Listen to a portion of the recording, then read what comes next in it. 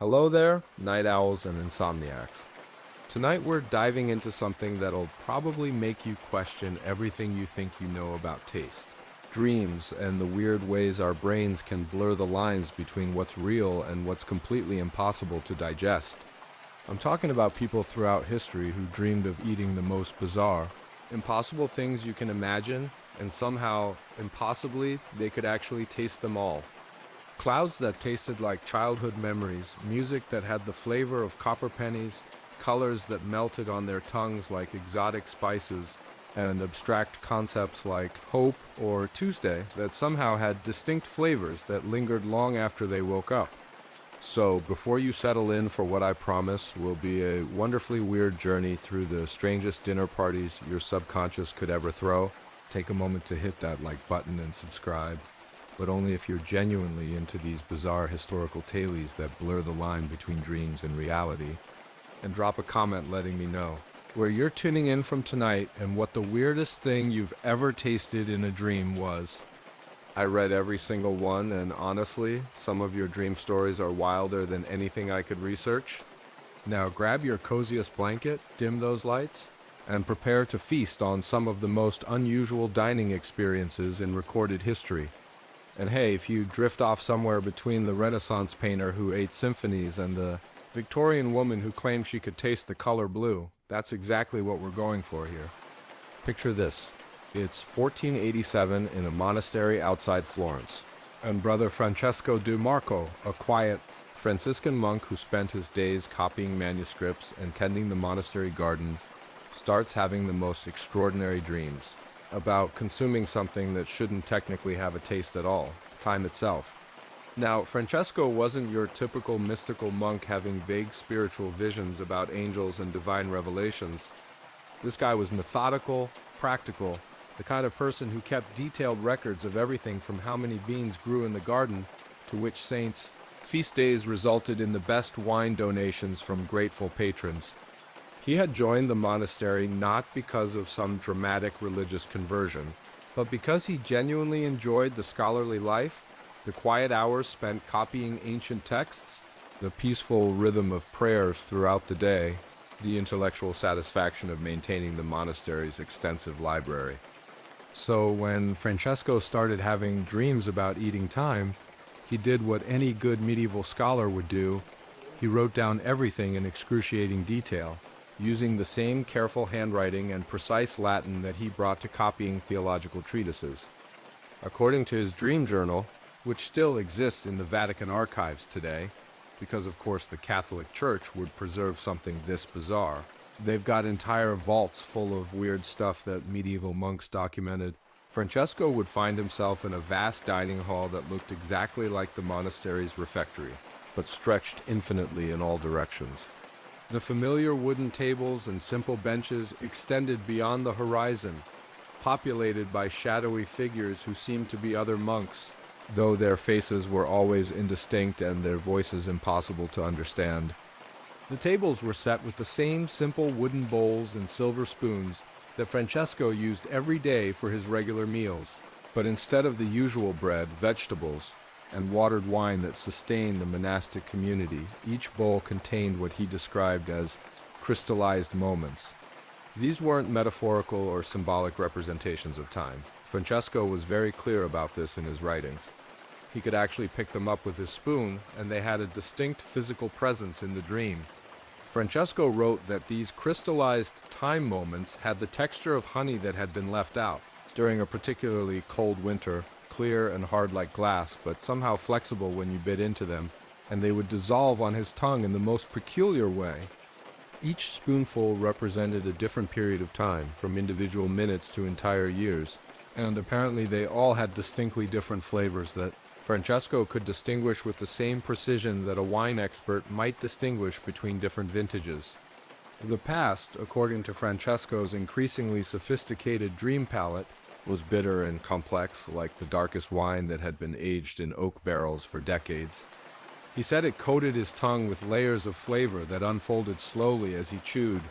First, the bitter edge that made his mouth pucker, then deeper notes that reminded him of specific memories from his own childhood. He could taste his mother's bread baking in the stone oven of their small house, the sweet incense from his first communion when he was 7 years old, the metallic taste of fear when he'd hidden under their wooden table during a mercenary raid on his village when he was 12. But there was also sweetness buried under all that complexity. Francesco noted honey that had been mixed with herbs he couldn't quite identify, spices that seemed to come from countries he'd never visited, flavors that suggested experiences he'd never had but somehow recognized as fundamentally human. Eating the past in his dreams was like consuming the entire history of human experience in concentrated form, bitter with suffering but ultimately nourishing in ways that regular food could never be.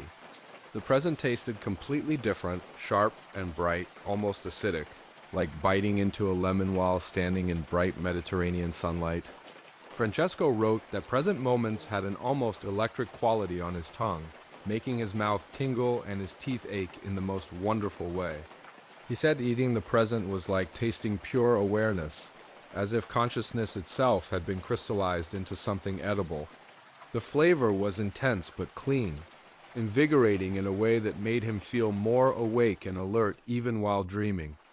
But the future, oh man, according to Francesco's detailed notes, the future tasted absolutely terrible. He described it as having the flavor of unripe fruit mixed with smoke and something metallic that he couldn't identify, bitter and astringent, leaving an aftertaste that made him want to immediately drink water, but somehow being unable to find any liquid in the dream, no matter how desperately he searched the infinite dining hall.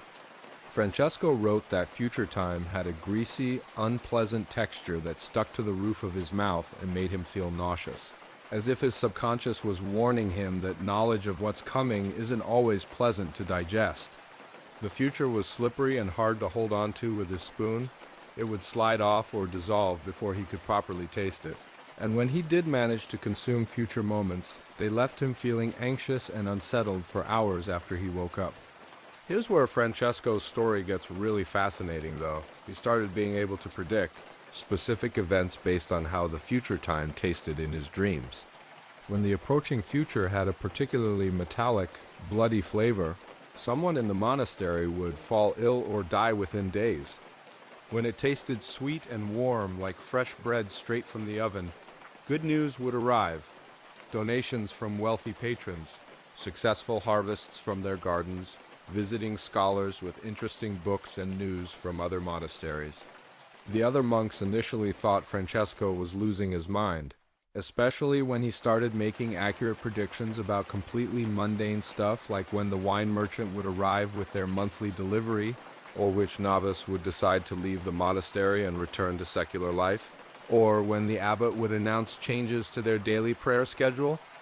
But after months of Francesco's dream predictions proving accurate with disturbing consistency, even the most skeptical brothers started paying attention to his reports about what the future tasted like. Brother Augustine, who was responsible for managing the monastery's finances, began asking Francesco to taste specific future events related to their economic situation. Would the harvest be good this year? Would the bishop approve their request for funds to repair the chapel roof? Would wealthy patrons continue to support their manuscript copying work?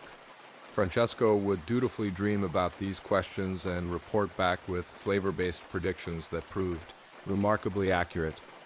The abbot, Father Benedict, being a practical man dealing with what could potentially be a heretical situation involving supernatural experiences, decided to test Francesco's abilities more systematically. He set up what was essentially a medieval scientific experiment. He would ask Francesco to taste specific future events in his dreams, write down the predictions based on flavor profiles, and then compare these forecasts to what actually happened. And Francesco's dream palate was remarkably accurate. A sweet, honeyed flavor for future events consistently predicted positive outcomes, successful harvests, generous donations, recovery from illnesses, successful diplomatic negotiations with other religious communities. Bitter, sour tastes predicted problems or failures, crop diseases, conflicts with local secular authorities, disappointing responses to requests for support from wealthy patrons. Metallic, bloody flavors consistently indicated illness or death. And Francesco became so accurate at predicting these tragic events that the monastery's physician began consulting with him about which, Brothers might need extra medical attention in the coming weeks. Francesco's dreams could predict not just that someone would become ill, but often what type of illness they would develop and how severe it would be, all based on the specific metallic undertones he could taste when consuming future moments related to particular individuals. But here's the part that kept Francesco awake at night, ironically. Given that his supernatural ability only worked while sleeping, he discovered that some future moments had flavors so intense and disturbing that they would make him physically ill in his dreams. He wrote about tasting future events that had flavors like rotting meat mixed with sulfur, moments that made him vomit in his sleep and wake up with the taste still vivid in his mouth hours later. These intensely unpleasant future flavors consistently predicted major disasters that would affect not just the monastery, but entire regions. Francesco became increasingly reluctant to taste the more distant future in his dreams because the flavors were so overwhelmingly negative. He wrote, "To taste tomorrow's sorrows while today still offers sweetness feels like a sin against God's mercy. Perhaps there are some things we are not meant to know, some futures too bitter for human consumption." The monastery records, which have been preserved in remarkable detail, show that Francesco's predictions about major historical events were disturbingly accurate. He tasted corruption mixed with iron filings and the essence of betrayal, months before Pope Innocent VIII died and the papal succession crisis began affecting monasteries throughout Italy. He reported future flavors like ashes mixed with desperate tears and the metallic taste of swords, before the French invasion of Italy started disrupting their region and forcing many religious communities to flee or seek protection. Francesco's ability to eat time in his dreams wasn't limited to predicting disasters, though.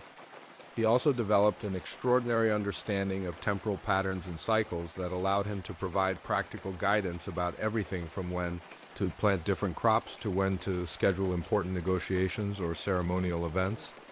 He could taste the optimal timing for various activities based on how future moments felt on his tongue. Some future times tasted rushed and chaotic, indicating poor timing for important decisions, while others tasted balanced and harmonious, suggesting ideal conditions for new ventures. What I find absolutely mind-blowing about Francesco's case is how his dream taste experiences followed such consistent and logical rules. It wasn't random synesthesia or arbitrary associations between flavors and events. It was like his sleeping brain had developed a complete gustatory language for temporal information. Past, present, and future each had distinct flavor profiles that remained consistent across hundreds of dreams, and specific types of future events had predictable taste signatures that allowed for systematic interpretation.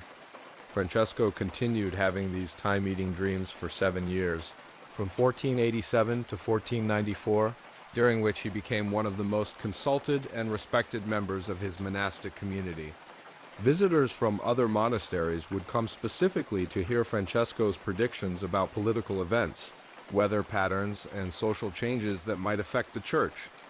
His reputation spread throughout Tuscany, and even some secular authorities began seeking his counsel about timing for military campaigns and diplomatic negotiations. But in 1494, Francesco wrote his final journal entry about eating time. "Tonight I tasted my own death. It has the flavor of peace mixed with morning mist, sweet like honey, but somehow final, like the last note of a beautiful song. I am not afraid. Death tastes like returning home after a very long journey." He died 3 days later, apparently of natural causes, at the age of 42. The monastery physician noted that Francesco seemed unusually peaceful and prepared in his final days, as if he had been expecting his death and had made peace with it. The really eerie thing that still gives me chills when I think about it, other monks reported that for weeks. After Francesco's death, their own dreams occasionally included the taste of time, but only the past, and only moments connected to Francesco himself. It was as if his synesthetic ability had somehow lingered in the monastery like an echo, allowing others to taste the memory of his presence and understand, briefly, what it had been like to consume temporal experiences directly.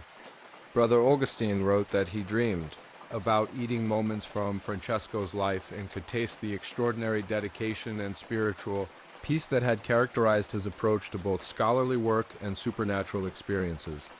Several other monks reported similar dreams where they could taste Francesco's memories of copying manuscripts, tending gardens, and experiencing his time-eating visions. These secondary synesthetic experiences faded after about a month, but they left a lasting impact on the monastic community. The other brothers developed a much deeper appreciation for the relationship between time, consciousness, and spiritual awareness, and several of them began keeping their own dream journals in hopes of developing similar abilities. Francesco's detailed writings about eating time became part of the monastery's permanent archives and were eventually copied and distributed to other religious communities throughout Europe. His work influenced medieval and Renaissance thinking about the nature of time, prophecy, and the relationship between human consciousness and divine knowledge in ways that wouldn't be fully appreciated until centuries later. Now, if you think eating time sounds bizarre, wait until you hear about Isabella Marchetti, a painter in early 16th century Venice who spent 4 years of her life having dreams where she literally consumed entire musical compositions, and somehow could describe their flavors with the same precision that professional food critics describe wine, complete with vintage notes and complexity ratings. Isabella wasn't just any artist trying to make it in Renaissance Venice, which was already an incredibly competitive environment for painters. She was one of the very few women allowed to work independently as a professional artist in a city that was essentially the New York of the Renaissance, wealthy, sophisticated, culturally advanced, but absolutely ruthless about artistic quality and commercial success. Isabella had fought her way into this elite world by being not just talented, but strategically brilliant about building relationships with wealthy patrons and ecclesiastical authorities, who could commission the large-scale works that actually paid enough to live on. She specialized in religious scenes and portraits of wealthy merchants' families. But what set Isabella apart from other painters was her incredible attention to what people in the art world started calling sonic qualities in her work. Her paintings somehow managed to capture not just how people looked, but how they sounded, which makes a lot more sense once you understand what was happening in her dreams every night for 4 years. Starting in the spring of 1503, Isabella began having recurring dreams where she would find herself in what looked like the most magnificent banquet hall she'd ever seen, with soaring ceilings decorated with gold leaf and frescoes that seemed to move in the candlelight. But instead of the usual Renaissance feast setup with elaborate food displays and wine services, the tables were set with empty plates and goblets, while musical instruments floated in the air around the room, playing themselves with no human musicians in sight.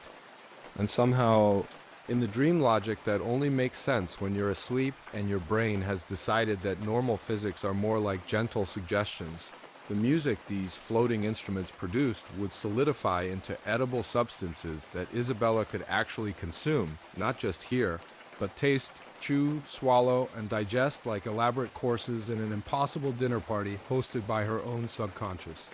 According to Isabella's detailed letters to her sister Maria, who lived in Florence and apparently received the most wonderfully descriptive correspondence about supernatural dining experiences, different types of music had completely different flavors, textures, temperatures, and even what we might call nutritional effects on Isabella's dream body.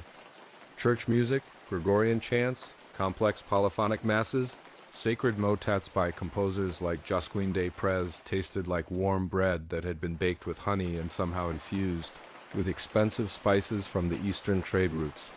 Isabella wrote that eating sacred music filled her mouth with flavors that made her feel closer to God, as if devotion itself had been crystallized into something she could actually taste and swallow. The more complex the sacred composition, the more layers of flavor it contained. Simple Gregorian chant was like eating perfectly baked bread, satisfying and pure, while elaborate polyphonic masses were like consuming entire meals that had been prepared by master chefs using ingredients from across the known world. But secular music was totally different in both flavor and effect. Dance music, the lively rhythmic pieces played at wealthy Venetian parties and carnival celebrations, had the flavor and fizzy texture of the finest wine that had been mixed with fresh fruit juices and somehow made effervescent. Isabella wrote that consuming dance melodies made her tongue tingle and her head spin exactly like drinking too much wine at a festival, except the intoxication came from rhythm and melody instead of alcohol. The faster and more complex the dance music, the more intoxicating it became. Simple folk dances were like drinking light wine, pleasant and energizing, while elaborate court dances were like consuming the most potent spirits available. Love songs, according to Isabella's increasingly sophisticated dream palette, tasted like the most exotic desserts served at the tables of Venetian nobles, sweet, but with subtle bitter undertones that made them more interesting and complex than simple sugar confections. She described eating ballads about unrequited love as having the flavor of honey that had been mixed with tears, which sounds absolutely awful, but apparently was delicious in a heartbreaking sort of way. Love songs about successful romance tasted like honey mixed with rose petals and something fizzy that made her feel warm and optimistic. Military marches and battle songs had completely different flavor profiles that Isabella found both unpleasant and somehow energizing. They tasted metallic and spicy, like eating iron that had been seasoned with the hottest pepper available and heated until it burned your tongue. Isabella wrote that consuming martial music made her feel strong and aggressive, as if courage had a flavor that could actually fortify your body for conflict. She noted that after eating military music in her dreams, she would wake up feeling unusually confident and ready to tackle difficult artistic challenges or negotiate aggressively with difficult patrons. But here's where Isabella's story becomes really extraordinary and historically significant. She started being able to identify specific composers and individual musical pieces based entirely on how they tasted in her dreams, even when she'd never heard those compositions performed while awake. She could tell the difference between a Josquin de Prez motet and a Giovanni Pierluigi de Palestrina composition based on their flavor profiles alone, like a wine expert distinguishing between different vineyards and vintage years. Josquin's music, Isabella wrote, had a clean, precise taste like perfectly prepared fish, elegant, balanced with subtle flavors that revealed themselves slowly as you chewed, and a satisfying finish that left you feeling nourished but not overfull. Palestrina's compositions were richer and more complex, like elaborate stews that had been simmered for hours with layers of ingredients that created new flavor combinations as they cooked together. Orlando di Lasso's works tasted entirely different, more experimental and surprising, like eating dishes that combined ingredients from different countries in ways that shouldn't work but somehow created entirely new gustatory experiences. Isabella began using her dream-tasting experiences to inform her painting in ways that revolutionized her artistic approach. When she was commissioned to paint religious scenes, she would deliberately listen to sacred music before bed, hoping to dream about eating it so she could better understand how to visually represent the spiritual transcendence that sacred compositions were designed to evoke. She would study the flavor profiles of different types of church music and then try to translate those gustatory experiences into visual textures, color choices, and compositional arrangements that somehow captured the essence of what the music tasted like. When painting portraits of musicians, Isabella would request to hear examples of their compositions, then deliberately attempt to dream about eating their music so she could understand their artistic personalities more deeply. She developed painting techniques that somehow captured not just what musicians looked like, but what their music tasted like, creating portraits that people described as unusually alive and expressive, as if the painted figures might start performing at any moment. Her paintings from this period are remarkable even by Renaissance standards. They have a quality that art historians describe as synesthetic, as if Isabella was somehow painting sound and taste as well as light and form. People who viewed her religious paintings often commented that looking at them made them feel like they could almost hear the music, while her portraits of musicians seemed to capture not just their physical appearance, but somehow their artistic essence and creative personality. But the most fascinating aspect of Isabella's musical eating dreams was her discovery that she could actually compose music based on flavors she wanted to taste. She would imagine specific flavor combinations, sweet with spicy, bitter with smooth, sharp with warm, metallic with fruity, and then dream about what kind of music would produce those precise gustatory experiences. When she woke up, she would work with local musicians to recreate the melodies she'd heard in her dreams, essentially reverse engineering musical compositions from their taste profiles. Several of these dream-inspired compositions were actually performed in Venetian churches and at private concerts hosted by wealthy patrons. Contemporary records describe Isabella's music as strangely moving and unlike anything heard before, with combinations of instruments and harmonic progressions that somehow seemed to engage more than just the listener's ears. People reported that hearing Isabella's dream compositions made them feel hungry or thirsty, or reminded them of specific foods and flavors in ways that seemed impossible but undeniable. Isabella's synesthetic dreams weren't limited to existing Renaissance music either. She regularly dreamed about eating completely original compositions, complex symphonic pieces that wouldn't be technically possible to perform with 16th century instruments, but that had incredibly detailed and sophisticated flavor profiles in her dreams. She described tasting musical pieces that required instruments that didn't exist yet, harmonies that were mathematically impossible with contemporary music theory, and rhythms that were so complex they could only exist in the unlimited creative space of dreaming consciousness. Some of these impossible dream compositions had flavors so intense and beautiful that Isabella would wake up crying, desperately trying to remember the melodies so she could somehow recreate them in the waking world. She wrote to her sister, "I have tasted music that will not be born for hundreds of years. And the flavors are so perfect they make every real meal seem bland and disappointing. Last night I ate a symphony that tasted like liquid starlight mixed with the essence of perfect love, performed by instruments made from crystallized mathematics. I woke up sobbing because I knew I would never hear anything so beautiful again." The psychological impact of these dreams on Isabella was complex and profound. On one hand, her ability to taste music gave her unprecedented insights into the relationship between different artistic senses, allowing her to create paintings that engaged viewers in ways that purely visual art couldn't achieve. She became one of the most sought-after artists in Venice, with wealthy patrons competing to commission works that somehow captured the essence of their favorite musical pieces or composers. But on the other hand, Isabella's musical eating dreams began to isolate her from normal culinary and social experiences. She found regular food increasingly disappointing compared to the complex, emotionally resonant flavors she experienced while consuming music in her sleep. She wrote that eating actual meals felt like chewing on shadows compared to the vivid, meaningful tastes of her dream music. Even the finest Venetian cuisine, prepared by master chefs using the most expensive ingredients available through international trade, seemed bland and one-dimensional compared to what she could consume in her dreams.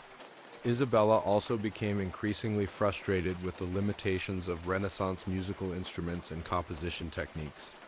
Having tasted music that was centuries ahead of its time, she found contemporary performances disappointing and primitive.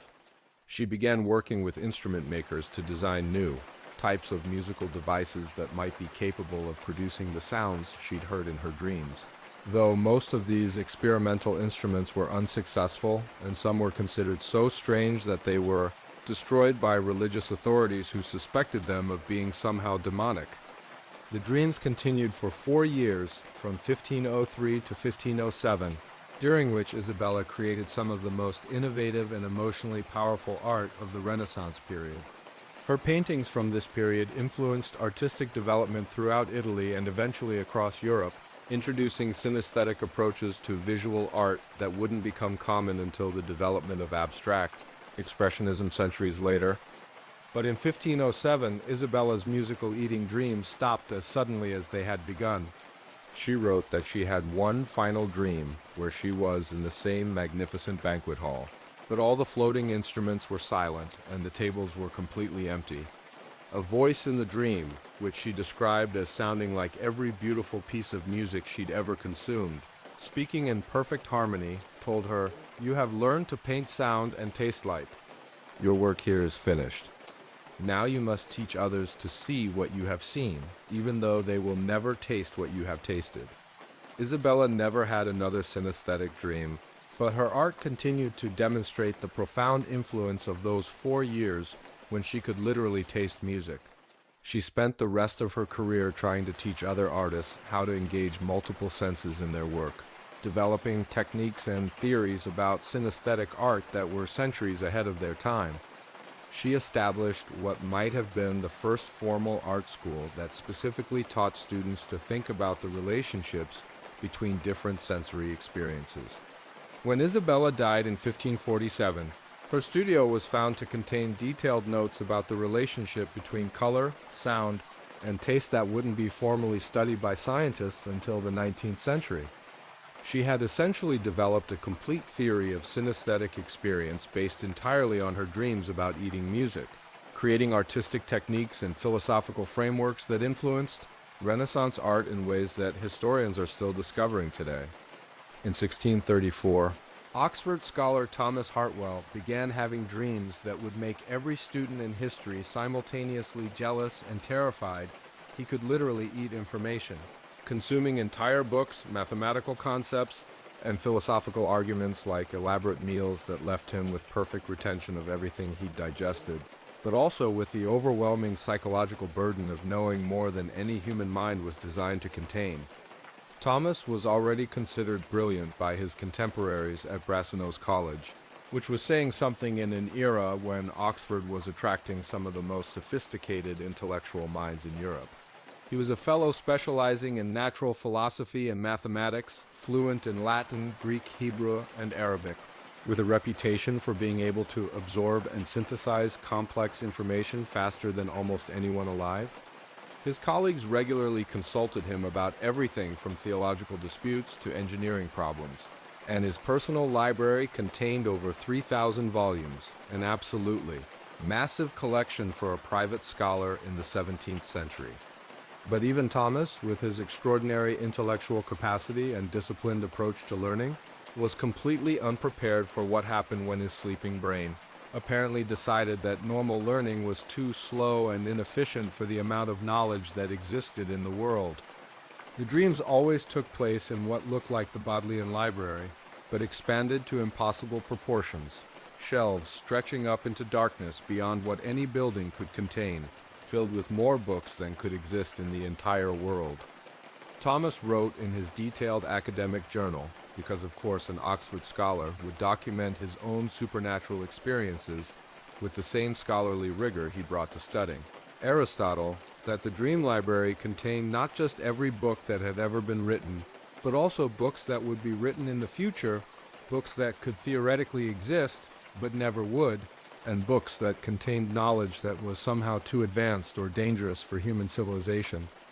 But instead of reading these books in his dreams, Thomas would find himself sitting at a massive dining table made from what appeared to be crystallized parchment, set with utensils that looked like they'd been crafted from condensed ink and binding thread. The books would transform into elaborate dishes that he could actually consume, not just read, but taste, chew, swallow, and digest like intellectual nutrition that fed his mind, directly rather than requiring the slow process of visual comprehension and memorization. According to Thomas's meticulously detailed dream journal, different types of knowledge had distinctly different flavors, textures, and what he described as nutritional effects on his consciousness. Historical text tasted like rich, complex stews full of varied ingredients that represented different time periods, cultures, and human experiences. Eating a history book in his dreams was like consuming centuries of human experience in concentrated form, leaving him with not just factual knowledge, but somehow with the emotional understanding of what those historical events had felt like to the people who lived through them. Thomas wrote that consuming Tacitus felt like eating a perfectly prepared roast that had been seasoned with political intrigue and slow-cooked until it was tender with wisdom about human nature. Herodotus tasted like an exotic feast from distant lands, full of surprising flavors and fascinating stories, but sometimes a bit unreliable, as if some of the ingredients weren't quite what they claimed to be. Thucydides was like eating military rations, not particularly enjoyable, but incredibly nourishing and sustaining, providing the kind of solid intellectual nutrition you could depend on during difficult times. Mathematical treatises had completely different flavors, clean, precise, almost crystalline, like eating perfectly cut gems that dissolved on his tongue and left behind pure understanding. Thomas wrote that consuming mathematical knowledge felt like eating the architecture of the universe, with each equation and proof providing a distinct flavor note that contributed to his comprehension of how reality was structured at its most fundamental level. Euclid's geometry tasted like perfectly balanced architecture made edible, solid, reliable, with flavors that built upon each other in logical progression.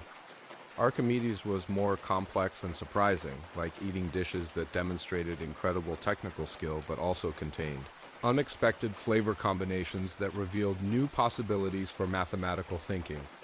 The more advanced mathematical texts had flavors that were almost impossible to describe, Thomas wrote, about consuming algebraic concepts that tasted like numbers that had learned to dance, and geometric proofs that had the flavor of space folding itself into perfect understanding.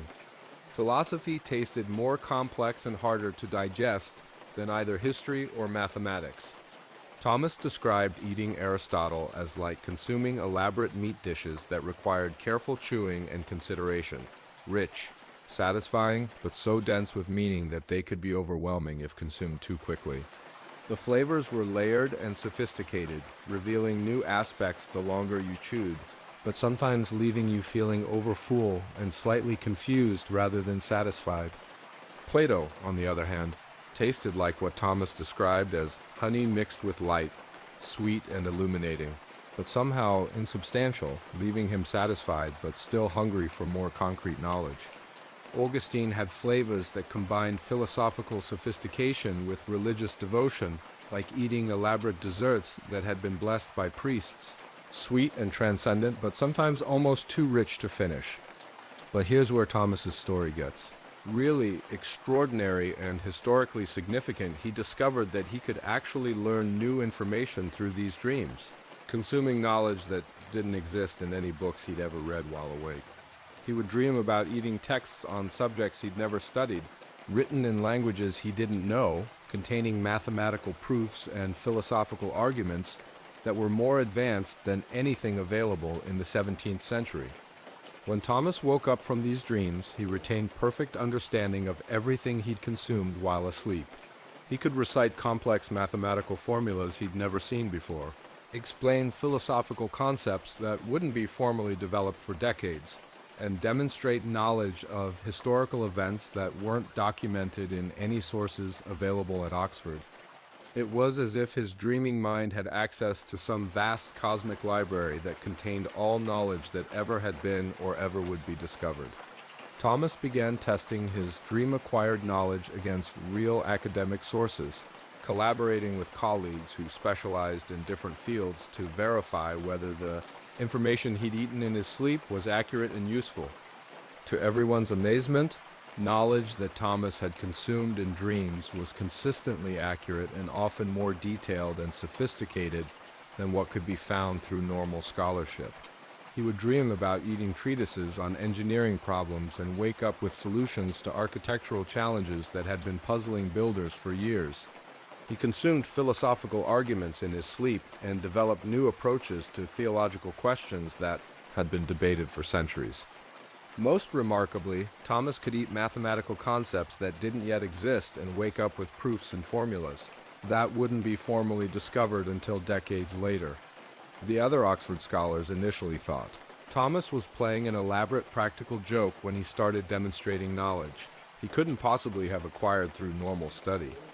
But when he began making mathematical predictions that proved accurate, explaining scientific phenomena that wouldn't be formally understood for years, and providing solutions to practical problems using knowledge that seemed to come from nowhere, they realized something genuinely extraordinary was happening.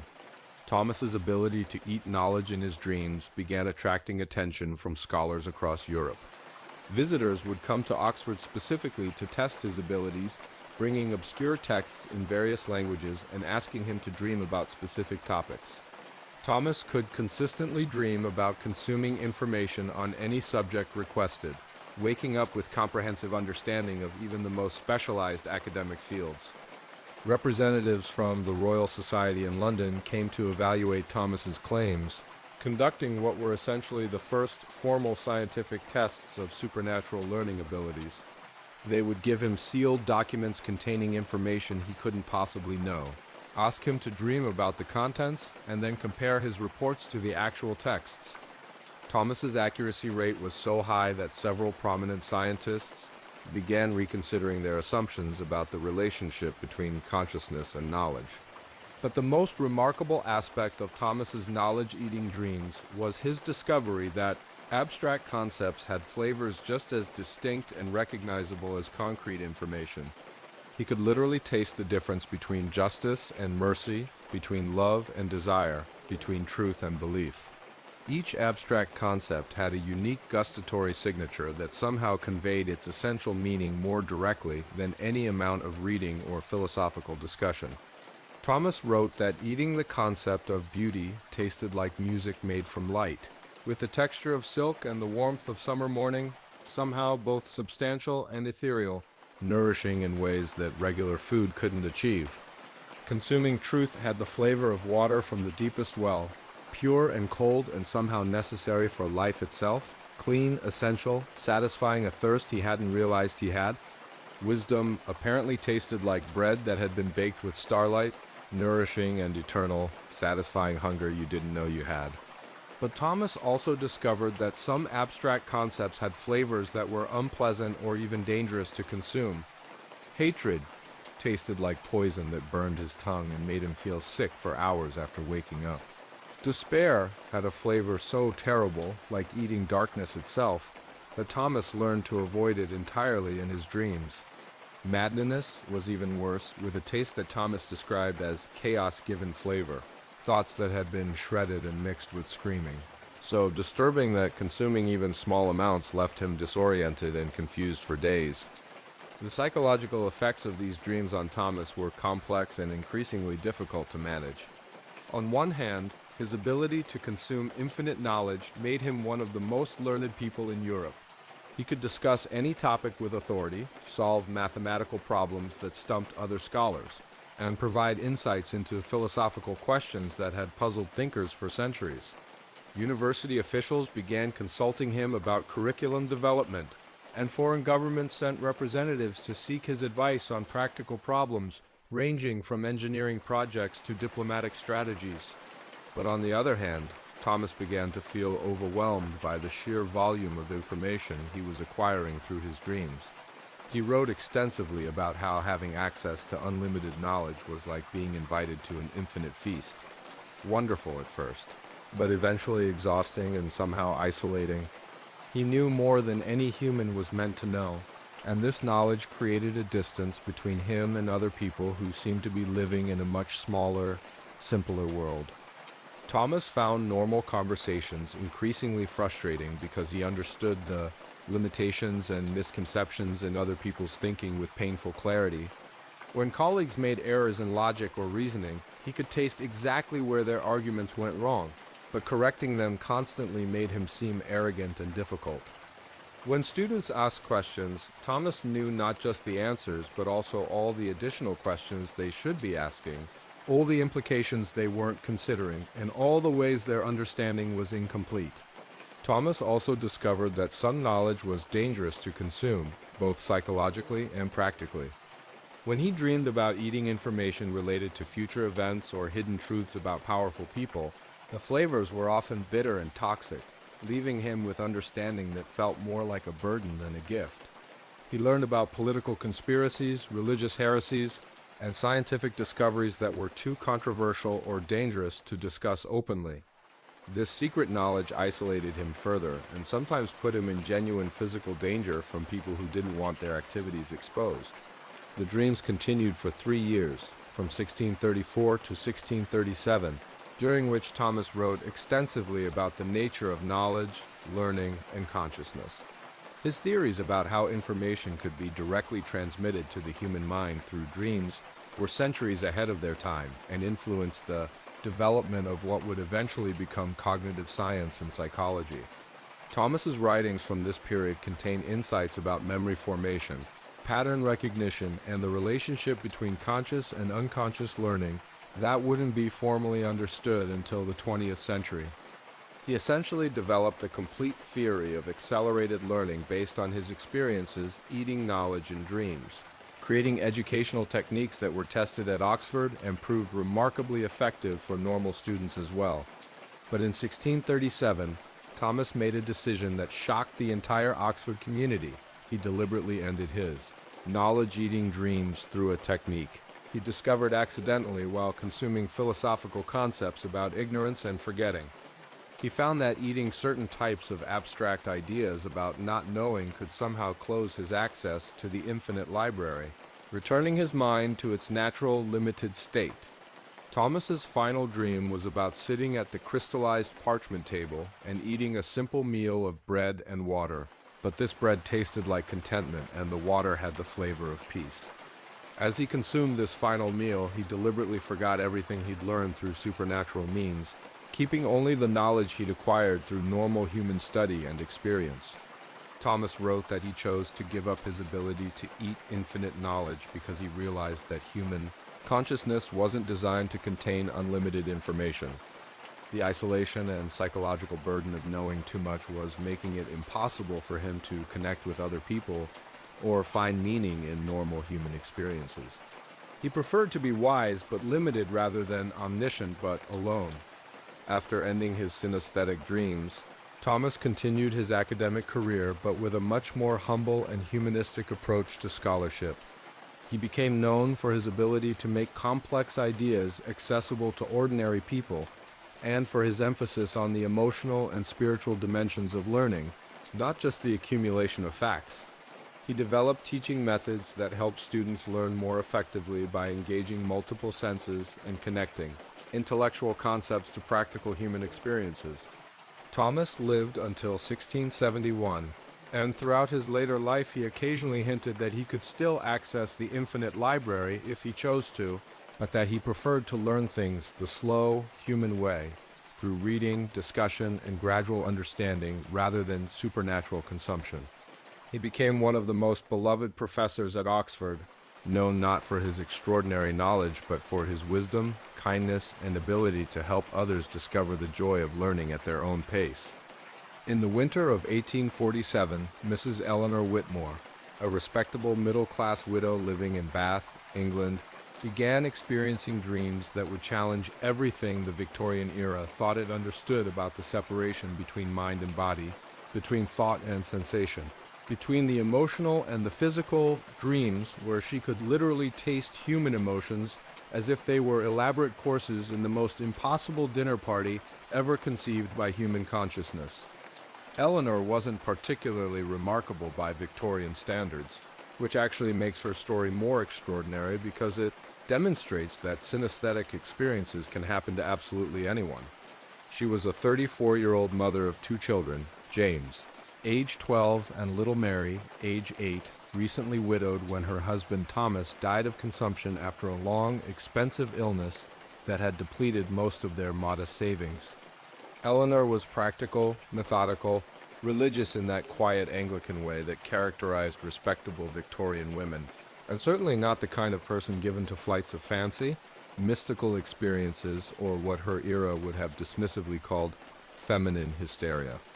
Eleanor supported herself and her children by taking in sewing work from wealthier families, intricate embroidery on fine linens, alterations to expensive dresses, the kind of detailed handwork that required hours of concentration but paid just enough to keep a small household afloat.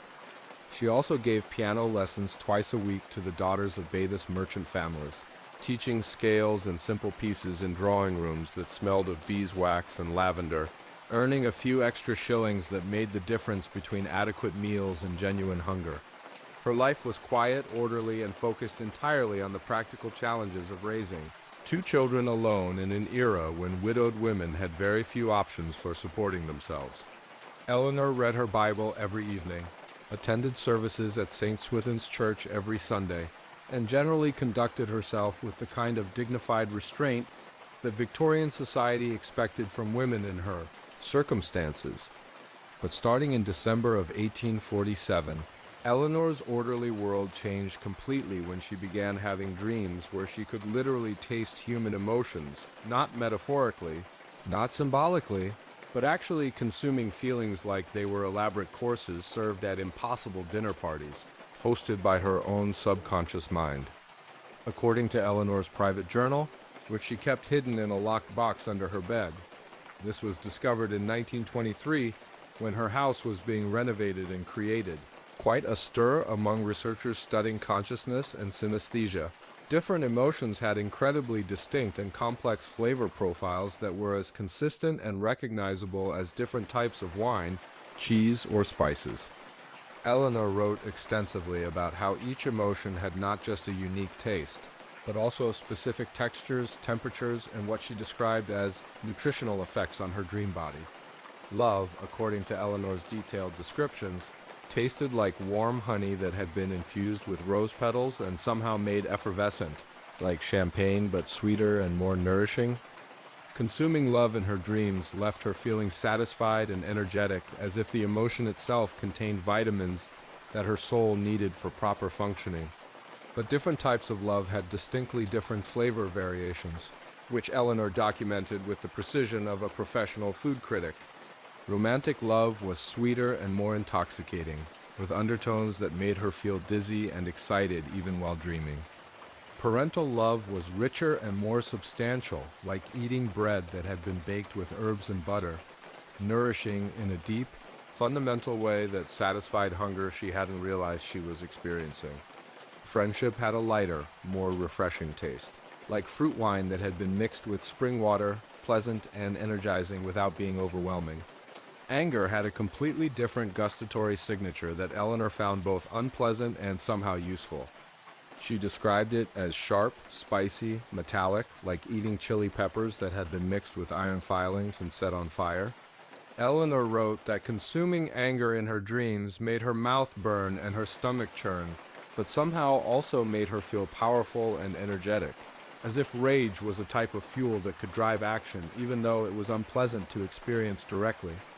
The texture of anger was particularly notable. Eleanor wrote that it had a grainy, abrasive quality that scratched her throat as she swallowed it, and it always left her feeling thirsty for something cooling and soothing.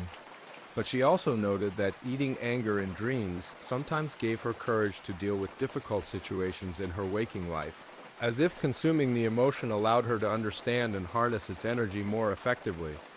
Sadness tasted completely different, like salt water that had been mixed with herbs that Eleanor couldn't identify, not unpleasant exactly, but heavy and somehow cleansing, like a medicinal tea that you didn't enjoy drinking, but that made you feel better afterward. Eleanor discovered that eating sadness in her dreams was emotionally cathartic, allowing her to process grief about her husband's death in ways that conscious mourning couldn't achieve. She wrote that sadness had a thick, syrupy texture that coated her tongue and lingered in her mouth long after she'd swallowed it. The flavor was complex, primarily salty, but with underlying notes that reminded her of rain on stone, wilted flowers, and something else she described as the taste of time passing too quickly. Despite being unpleasant to consume, Eleanor found that eating sadness in dreams somehow made her feel less burdened by grief in her daily life. But fear apparently tasted absolutely terrible. Eleanor described it as having the flavor of spoiled meat mixed with bitter herbs and something metallic that made her teeth ache. The texture was slimy and difficult to swallow, and consuming fear in her dreams made her physically ill, sometimes causing her to wake up with her stomach actually churning from the dream experience. However, Eleanor also noted something fascinating about fear. Tasting it as a physical sensation somehow made her less afraid of things in her waking life, as if experiencing the emotion as something she could literally consume and digest robbed it of some of its psychological power. She wrote, "When I can taste fear like spoiled pudding, it becomes merely unpleasant rather than overwhelming. I can choose whether to swallow it or spit it out." What made Eleanor's dreams particularly remarkable and psychologically complex was her discovery that she could taste not just her own emotions, but the feelings of other people as well. In her dreams, she would find herself at elaborate dinner parties where each guest represented someone from her waking life, her children, her neighbors, her piano students, shopkeepers she dealt with, other members of her church congregation. even strangers she'd encountered briefly on Bath's busy streets. Each person at these dream dinner parties would be seated at the table, eating their own emotions from elegant china plates using proper Victorian silverware. Eleanor could sample their emotional meals by reaching across the table and taking a bite from their plates, which allowed her to understand other people's inner lives with extraordinary empathy and accuracy that was both a gift and a burden. She could taste her eldest son James's anxiety about his upcoming apprenticeship. It had the flavor of green apples mixed with something bitter and metallic, making her mouth pucker with worry. Her neighbor Mrs. Patterson's bitter resentment about her own marriage tasted like vinegar that had been mixed with ash, so unpleasant that Eleanor could barely force herself to swallow it.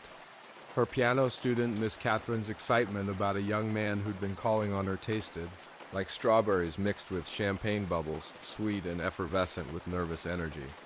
Eleanor began using this emotional information in her waking life to be more helpful and understanding toward the people around her.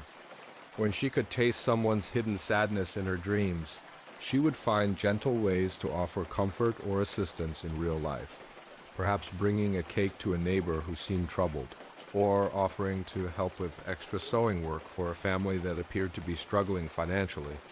When she detected concealed anger or fear through her dream tasting, Eleanor would adjust her behavior to avoid triggering conflicts or making people uncomfortable. If she tasted that her landlord was feeling particularly irritable or stressed, she would make sure to pay her rent early and avoid requesting any repairs or modifications to her small rented house. But here's where Eleanor's story becomes really extraordinary and almost unbelievable. She discovered that she could actually influence other people's emotional states by deliberately dreaming about feeding them different feelings. If someone was suffering from persistent sadness, Eleanor could dream about serving them hope or joy, and often that person's mood would improve dramatically over the following days. Eleanor began to see her synesthetic dreams as a form of emotional healing that she could practice on behalf of her community without anyone knowing what she was doing. She would deliberately dream about feeding positive emotions to people who were struggling, serving courage to those who were afraid, offering comfort to those who were grieving, providing hope to those who were discouraged by difficult circumstances. The process required considerable concentration and intention. Eleanor would go to bed thinking specifically about someone who needed emotional support, and then try to direct her dreams toward preparing and serving them the particular feelings that would be most helpful. She developed techniques for cooking emotions in her dreams, combining different feelings to create more complex and nourishing emotional meals. For instance, if someone was struggling with both fear and sadness simultaneously, Eleanor might dream about preparing them a meal that combined courage, which tasted like warm bread with honey, with comfort, which had the flavor of fresh cream mixed with herbs. She would carefully balance the flavors to create emotional nutrition that would address their specific psychological needs. The effects were often remarkably obvious to anyone paying attention. People who Eleanor had fed positive emotions in her dreams would frequently comment on sudden improvements in their mood or unexpected optimism about situations that had been troubling them. Children who had been difficult or anxious would become calmer and happier. Adults who had been depressed or worried would suddenly seem more energetic and positive about their prospects. Mrs.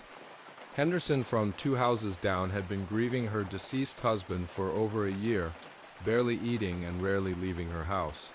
After Eleanor spent several nights dreaming about feeding her comfort and gentle hope, Mrs. Henderson suddenly began taking walks again, started talking to neighbors, and even began tending her long-neglected garden. Young Timothy Walsh had been terrified of starting his apprenticeship at the blacksmith's shop, crying every night and begging his parents to let him stay home. After Eleanor dreamed about serving him courage that tasted like roasted meat seasoned with confidence, Timothy's attitude changed completely. He began talking excitedly about learning metalworking and looked forward to his first day of training.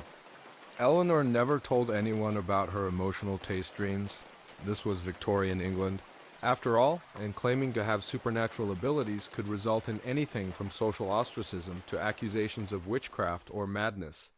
Women were already considered emotionally unstable by medical and social standards, and admitting to experiencing synesthetic dreams would have been seen as evidence of serious mental illness requiring institutionalization. But she quietly continued her dream-based emotional healing work for 4 years, helping dozens of people in her Bath community without them ever knowing how their psychological states had been improved. Eleanor developed an extensive understanding of emotional nutrition, learning which feelings needed to be balanced with others, how to prepare complex emotional meals that addressed multiple psychological needs simultaneously, and how to avoid feeding people emotions that might be harmful or overwhelming. The most complex aspect of Eleanor's emotional tasting was her discovery that some feelings had flavors that were almost impossible to describe using conventional taste vocabulary. She wrote extensively about trying to capture the flavor of emotions like nostalgia, anticipation, contentment, and wonder using comparisons to familiar foods, but ultimately concluding that some feelings existed in gustatory territories that had no equivalent in normal human experience. Nostalgia, according to Eleanor's detailed attempts at description, tasted like sunlight that had been preserved in honey, mixed with the flavor of music from childhood, sweet but somehow distant, as if the taste itself was remembering rather than being directly experienced. She wrote that nostalgia had a warm, golden quality that made her feel simultaneously happy and melancholy, satisfied but somehow longing for something she couldn't quite identify. Wonder had the flavor of starlight mixed with the first breath of morning, effervescent but substantial like drinking liquid curiosity. Eleanor described it as having a bright, clean taste that made her feel energetic and eager to explore, but with subtle complexities that revealed themselves slowly as she continued to savor the experience. Eleanor also discovered that negative emotions, while unpleasant to taste, often contained hidden flavors that were actually beneficial when consumed in small quantities. Jealousy was bitter and acidic, making her mouth pucker with distaste, but had undertones that tasted like motivation and self-improvement. Guilt was sour and heavy, difficult to swallow, but contained elements that tasted like conscience and moral development. Even depression, which had a flavor Eleanor described as gray soup made from exhausted rain, had subtle notes that tasted like patience and inner strength when she forced herself to consume it slowly and thoughtfully.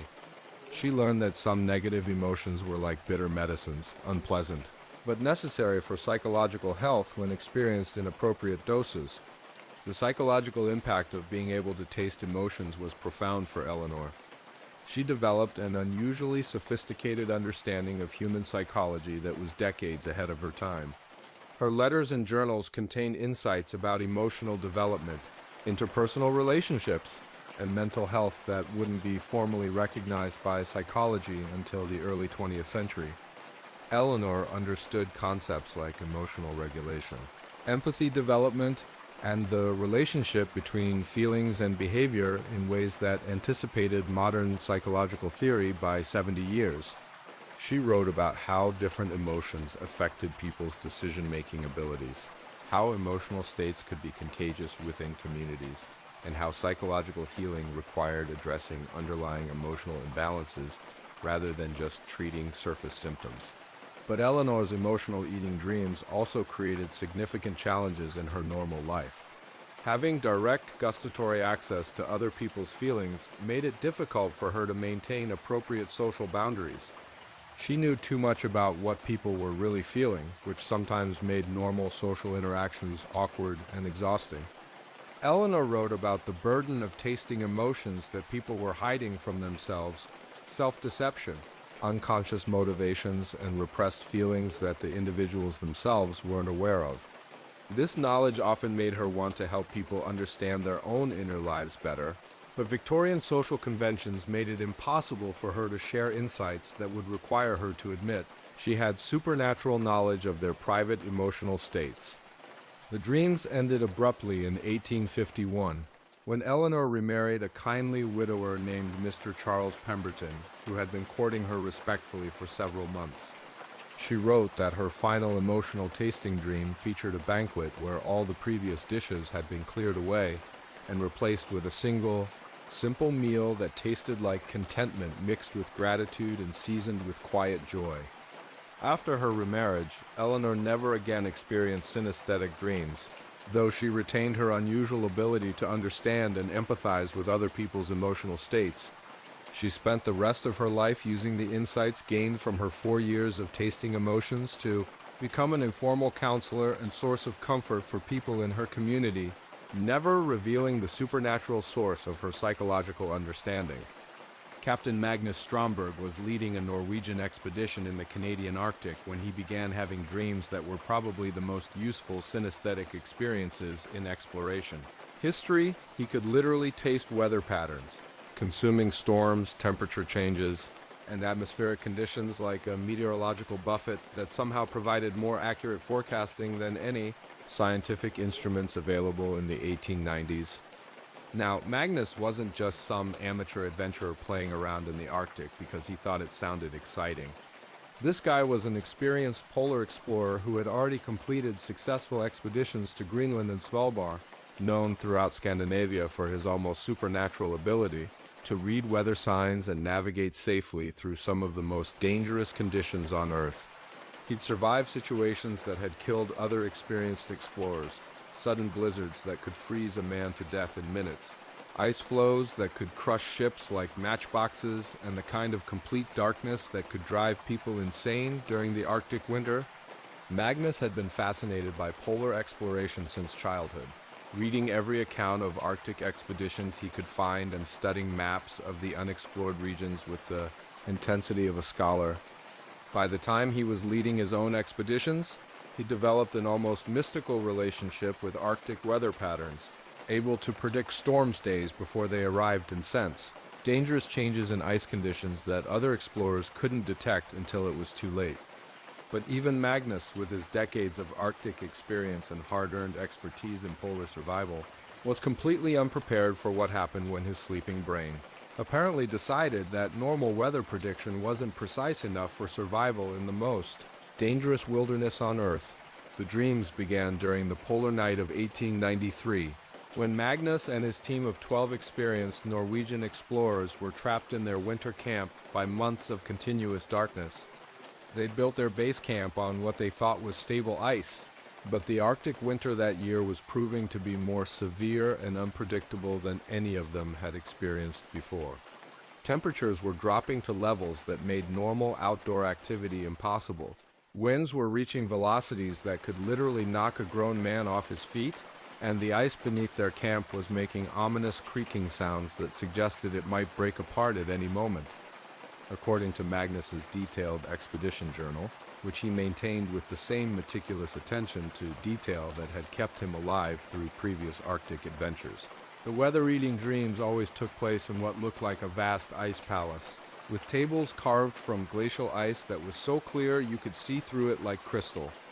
The chairs were made from compressed snow that somehow supported his weight without melting, and the table settings consisted of bowls that appeared to be crafted from crystallized wind, and utensils that seemed to be made from frozen starlight. Different weather conditions had distinctly different flavors that Magnus could taste with remarkable precision and detail. Clear, cold weather tasted like what he described as ice wine mixed with starlight. Clean, sharp, almost effervescent, leaving his mouth feeling refreshed and energized in a way that made him want to breathe deeply and appreciate the purity of Arctic air. Consuming clear weather in his dreams somehow conveyed not just the temperature and atmospheric pressure, but also how long the clear conditions would last, what changes were approaching from different directions, and even which areas would be safest for travel.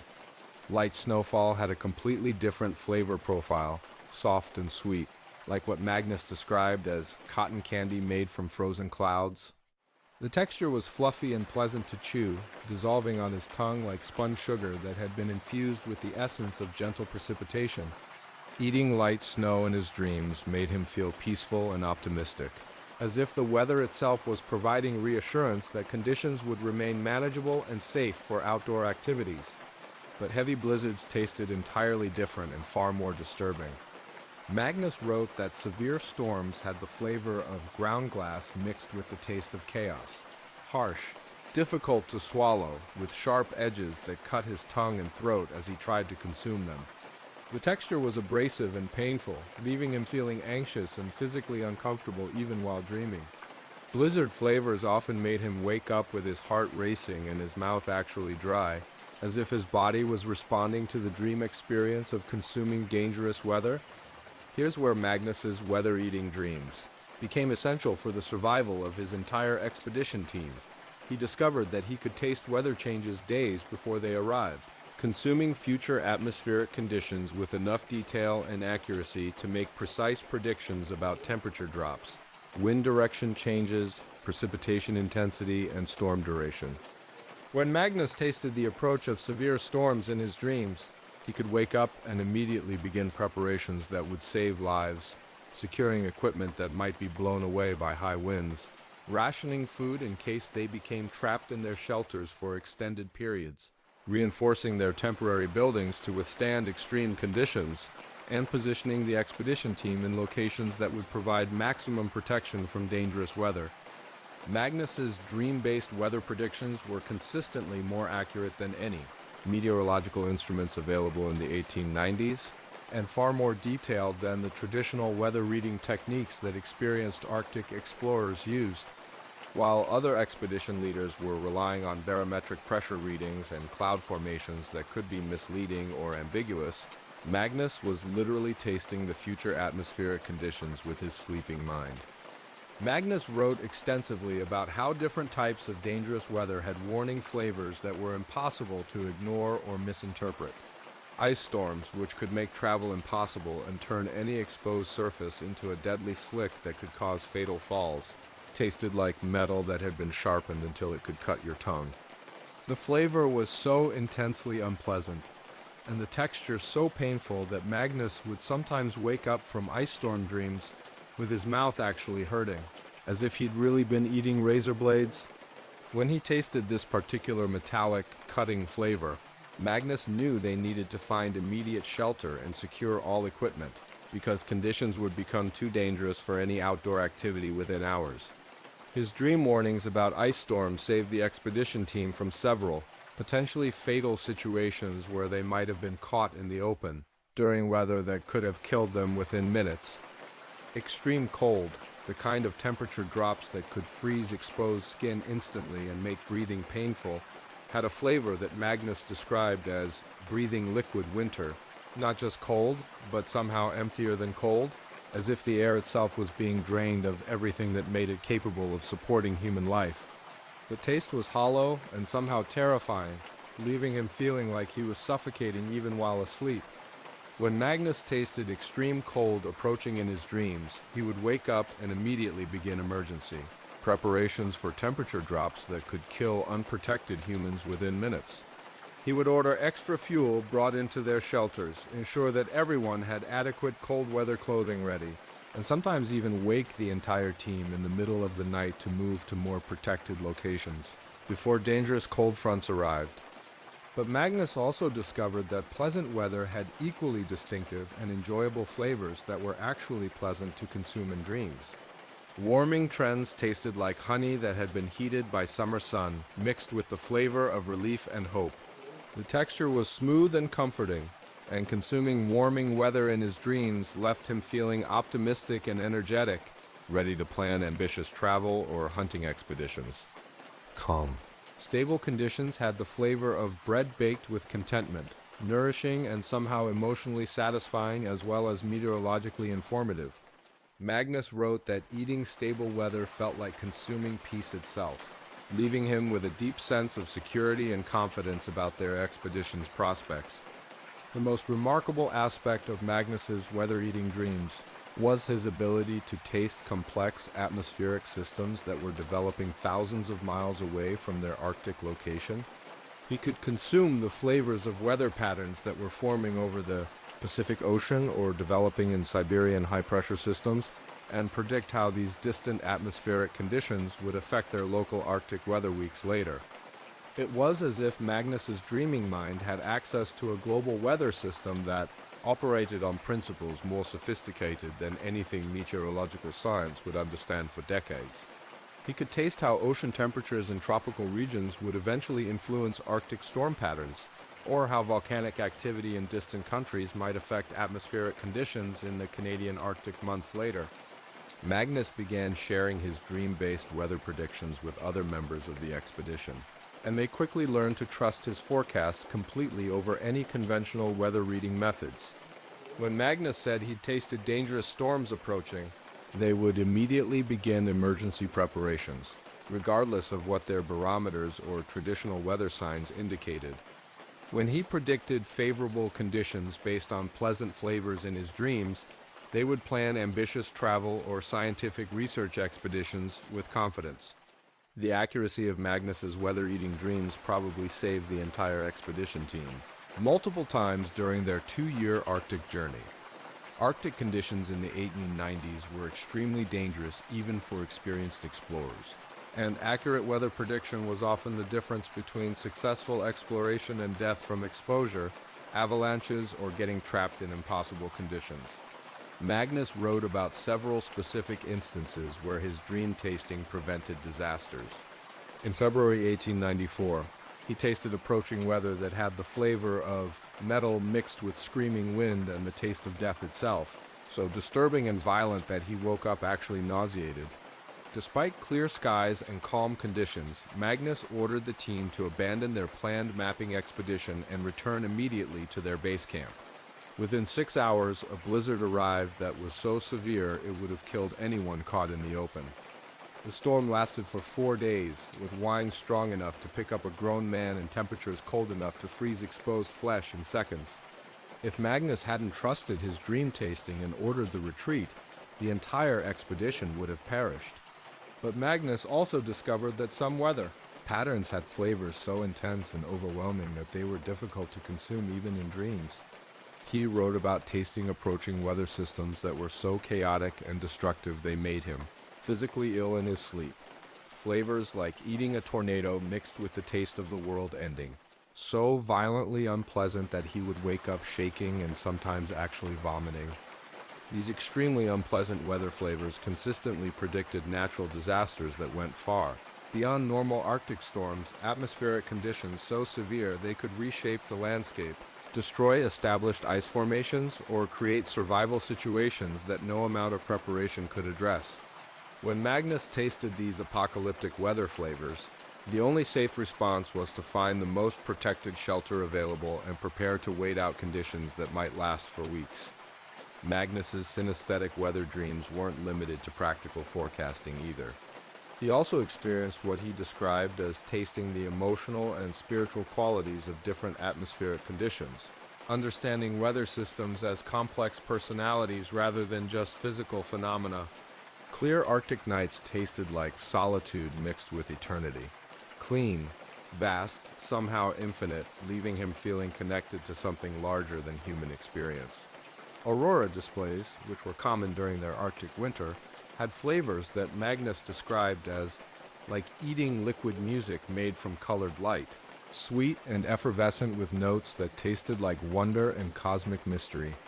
Extreme Arctic silence, the kind of complete quiet that only exists in polar regions during calm weather, had a taste that Magnus found almost impossible to describe. He wrote that silence tasted like the absence of flavor, but somehow nourishing, as if emptiness itself could provide spiritual nutrition. Consuming Arctic silence in his dreams left him feeling peaceful and contemplative, better able to appreciate the profound beauty and power of the polar environment. The psychological impact of being able to taste weather was profound for Magnus, and changed his entire understanding of the relationship between human consciousness and natural environments. He developed an intimate relationship with atmospheric conditions that went far beyond practical forecasting. He could sense the moods and personalities of different weather systems, understanding them as complex, dynamic entities with their own intentions and characteristics. Magnus wrote extensively about how his weather-eating dreams changed his approach to Arctic exploration. Instead of seeing dangerous weather as an enemy to be fought or endured, he began understanding atmospheric conditions as communication from the environment itself, information about what was safe, what was dangerous, and how human activity could work in harmony with natural systems rather than fighting against them. He came to believe that experienced outdoorsmen might naturally develop unconscious sensitivity to atmospheric changes that could potentially manifest as synesthetic experiences during extreme situations. Magnus theorized that the human brain was capable of processing environmental information in ways that conscious thought couldn't access, and that dreams might be one way this unconscious environmental awareness could reach conscious understanding. The dreams continued throughout the expedition's entire 2-year Arctic journey, providing consistently accurate weather forecasting that enabled the team to complete extensive scientific research, map previously unexplored regions, and return safely to Norway with valuable information about Arctic geography, wildlife, and atmospheric conditions. But when Magnus returned to temperate climates and normal weather conditions, his synesthetic dreams gradually faded away. He found that he could no longer taste weather patterns in dreams when he was living in environments where atmospheric conditions weren't matters of life and death. The ability seemed to be specifically adapted to extreme survival situations where accurate weather prediction was essential for staying alive. Magnus's final weather-eating dream occurred during his last night in the Arctic, as the expedition was preparing to begin their journey back to civilization. He dreamed about sitting at the ice palace table and consuming a meal that tasted like farewell mixed with gratitude and seasoned with the flavor of home. The texture was bittersweet, satisfying but tinged with sadness about leaving an environment where he'd experienced such extraordinary connection with natural systems. When Magnus woke up from this final dream, he somehow knew that his supernatural weather forecasting ability was ending along with his Arctic adventure. He felt grateful for the experiences, but also sad about losing what had been an incredibly intimate and useful relationship with atmospheric conditions. Magnus continued polar exploration for many more years after returning from the Canadian Arctic, leading successful expeditions to Antarctica, Greenland, and Siberia. He became known as one of the most successful Arctic explorers of his generation, with a reputation for almost supernatural ability to predict dangerous weather conditions and navigate safely through impossible situations. But he never again experienced synesthetic dreams about weather, though he retained an unusually sophisticated understanding of atmospheric patterns and continued to demonstrate remarkably accurate weather prediction abilities based on conventional observation techniques. Magnus became convinced that his weather-eating dreams had been a temporary adaptation to extreme environmental conditions, a way his consciousness had found to access environmental information that was crucial for survival in the world's most dangerous wilderness. His expedition journals, discovered decades after his death, provide the only detailed record of what it was like to literally taste the weather and consume atmospheric conditions that hadn't arrived yet. Magnus's writings about synesthetic weather prediction have influenced modern research into unconscious environmental perception and the ways human consciousness can adapt to extreme survival situations. In 1922, Miss Adelaide Thornberry, a 28-year-old assistant librarian at the British Museum in London, began having dreams that would make any artist simultaneously envious and overwhelmed. She could literally eat colors, consuming entire spectrums like elaborate meals that left her with perfect understanding of every shade, hue, and tint that had ever existed or ever could exist, including colors that didn't exist in normal human vision. Adelaide was the kind of quietly competent person who made institutions like the British Museum actually function behind the scenes. She knew where every book was located in the vast labyrinthine collections, could find the most obscure references in minutes using her encyclopedic knowledge of the catalog system, and had perfect recall for accession numbers, filing systems, and the complex organizational structure that kept millions of artifacts and documents accessible to researchers from around the world. She was scholarly but not academic in the formal sense. Adelaide had never attended university, which wasn't unusual for women of her generation, but she'd educated herself through years of working among the museum's collections and reading voraciously during her spare time. She was intellectual but practical, the kind of person who could discuss ancient Greek pottery techniques with leading archaeologists in the morning, and then spend her afternoon helping confused tourists find the Egyptian mummies.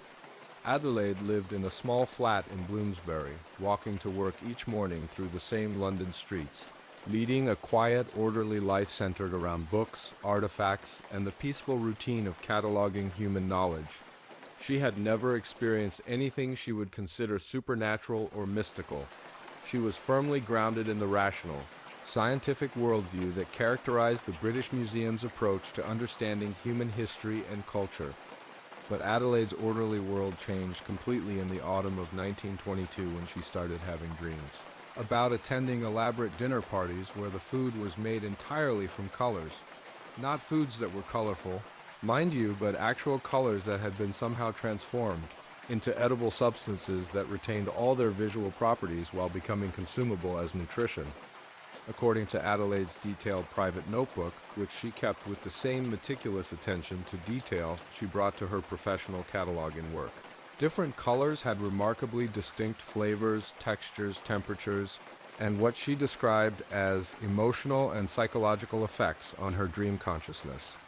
Red, according to Adelaide's systematic documentation, tasted like liquid energy with the texture of warm silk, smooth, rich, almost luxurious on her tongue, leaving her feeling passionate and energetic after consuming it. But different shades of red had distinctly different flavor profiles that Adelaide learned to distinguish with the precision of a wine expert identifying different vintages. Crimson was spicier and more intense, like eating fire that had been condensed into liquid form. Scarlet was sweeter and more playful, with effervescent qualities that made her feel joyful and optimistic. Deep burgundy red was more complex and mature, like consuming aged wine that had been mixed with leather and dark chocolate. Blue had a completely different gustatory signature that Adelaide found both refreshing and profound. She described basic blue as having the flavor of coolness mixed with depth, like drinking water from the deepest well on a summer day, but with a complexity that suggested infinite space and possibility. Light blue was crisp and energizing, like eating frozen starlight that melted on her tongue and left her feeling mentally alert and ready to explore new ideas. Navy blue was richer and more substantial, with flavors that reminded Adelaide of ocean depths and nighttime skies, mysterious, calming, but somehow vast enough to contain entire universes. Royal blue had an almost musical quality to its taste, as if the color itself was singing harmonies that her taste buds could somehow interpret as flavor. Yellow was sunshine condensed into honey, sweet and warm and somehow intellectually stimulating in ways that regular food couldn't achieve. Consuming yellow in her dreams made Adelaide feel creative and optimistic, as if the color contained vitamins for imagination and hope. Different yellows had different effects. Bright lemon yellow was sharp and energizing, making her feel ready to tackle complex cataloging projects. Golden yellow was richer and more satisfying, like eating liquid contentment. Pale, butter yellow was gentler and more soothing, perfect for calming anxiety or stress. Green tasted like growing things mixed with contentment, nourishing and peaceful, with subtle variations depending on the specific shade that Adelaide learned to appreciate like a connoisseur. Forest green was rich and complex, like eating an entire ecosystem that had been condensed into edible form. She could taste earth, leaves, rain, and the patient growth of trees all combined into a single, deeply satisfying flavor experience. Spring green was lighter and more refreshing, like consuming the essence of new beginnings and fresh possibilities. Sage green had herbal qualities that reminded Adelaide of medicinal teas, healing and wise. Emerald green was more precious and intense, like eating crystallized magic that left her feeling wealthy and powerful. But Adelaide's color-eating dreams weren't limited to the basic spectrum that normal human vision could perceive. She could taste colors that didn't exist in everyday experience. Ultraviolet had a flavor she described as electric honey mixed with secrets, bright and energizing but somehow dangerous, as if consuming too much might be overwhelming.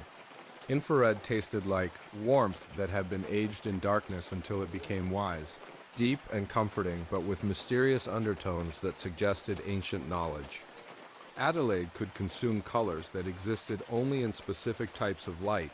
The particular green that appears in Aurora Borealis had a completely different flavor from any earthbound green, tasting like winter music made edible. The blue that appears in deep ocean water was unlike any other blue, with flavors that suggested pressure, mystery, and life forms that existed in complete darkness. She could even taste theoretical colors that mathematicians and physicists had described, but that couldn't actually be seen impossible colors that existed only in mathematical equations. Had flavors that Adelaide found almost impossible to describe using conventional taste vocabulary. She wrote about eating colors that tasted like mathematics made edible, and colors that had flavors like consuming pure thought. What made Adelaide's dreams particularly remarkable was her discovery that she could taste the emotional and psychological properties of different colors with extraordinary precision and consistency. She could eat colors that represented specific moods, personality traits, and mental states with the same accuracy that she could identify different authors' writing styles in the manuscripts she worked with professionally. The color of melancholy was completely different from the color of sadness, even though they might appear similar to normal vision. Melancholy tasted like purple mixed with silver and seasoned with nostalgia, complex, bittersweet, somehow beautiful despite being associated with unhappy emotions. Sadness had the flavor of gray that had been dissolved in salt water, heavier, more oppressive, but somehow cleansing when consumed in small amounts. The color of anger was red that had been sharpened and set on fire, spicy and aggressive, difficult to swallow, but energizing in small doses. The color of fear tasted terrible, yellow that had been mixed with acid and made to scream, leaving a bitter aftertaste that lingered for hours after Adelaide woke up. But positive emotions had colors with wonderful flavors that Adelaide genuinely enjoyed consuming in her dreams. The color of love tasted like rose petals mixed with honey and dissolved in champagne bubbles. The color of joy was yellow sunshine mixed with laughter made edible.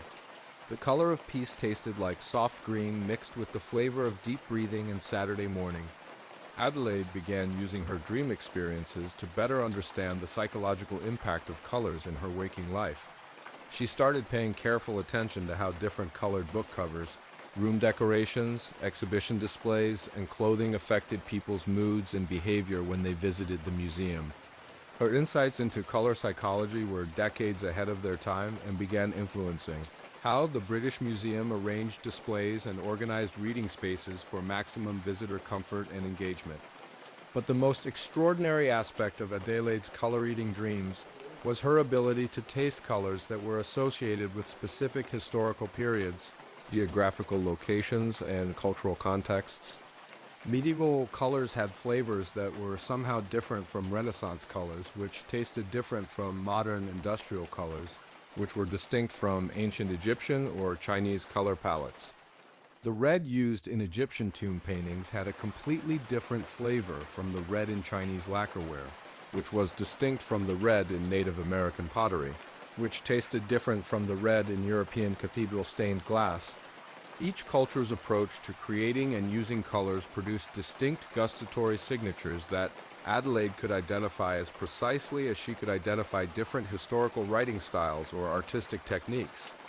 Adelaide could taste the difference between natural colors and artificial ones with remarkable accuracy. Natural indigo had a deeper, more complex flavor than synthetic blue dyes, richer, more satisfying with undertones that suggested the plants and processes used to create it. Natural ochre was earthier and more substantial than manufactured yellow pigments, with flavors that connected directly to the soil and minerals from which it came. She could even distinguish between colors produced by different natural processes within the same basic category. The green of copper oxidation tasted metallic and ancient, with flavors that suggested time and weather and chemical transformation. The green of growing plants was fresh and alive, with subtle variations depending on the specific type of vegetation. The green of grass tasted different from the green of oak leaves, which was different from the green of pine needles.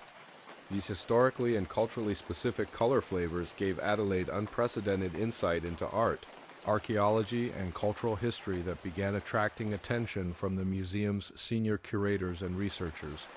She could examine ancient artifacts and manuscripts and immediately understand what their original colors had looked like and how they had been produced, providing information that conventional analysis methods couldn't access. Adelaide started consulting informally with the museum's art historians and archaeologists, sharing insights about color usage in historical artifacts that proved to be remarkably accurate when confirmed through scientific analysis and historical research. She could taste whether a painting had been altered or restored, whether textiles had been dyed with original historical techniques, and even whether supposedly ancient objects were actually modern forgeries created using contemporary materials and methods. Dr. William Hartley, the museum's head of ancient Egyptian collections, began asking Adelaide to examine questionable artifacts using her color-tasting abilities. She would dream about consuming the colors in suspicious objects and wake up with detailed information about their authenticity, age, and production methods that proved more reliable than many conventional authentication techniques. But Adelaide's synesthetic dreams also revealed disturbing information about colors that were associated with violence, disease, death, and human suffering throughout history. She could taste the colors of warfare, plague, and tragedy flavors that was so unpleasant and psychologically distressing that they left her feeling ill and depressed for days after experiencing them in dreams. The color of fear, as experienced by people facing death in battle, was particularly difficult for Adelaide to consume. It tasted like yellow that had been mixed with acid and electrified, burning her tongue and making her stomach churn even while dreaming. The color of hatred was even worse, red that had been poisoned and sharpened until it could cut, leaving a metallic aftertaste that lingered for hours after she woke up and affected her mood throughout the following day. The color of despair, which Adelaide encountered when examining artifacts from periods of famine, plague, or genocide, had a flavor so terrible that she learned to avoid consuming it entirely.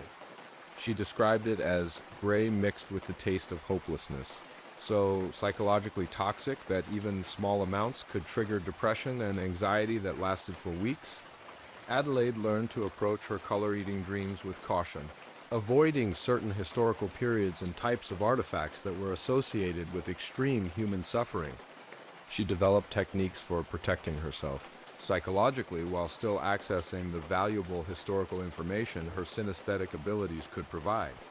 The most beautiful colors in Adelaide's dreams were those associated with love, creativity, spiritual transcendence, and human achievement at its finest.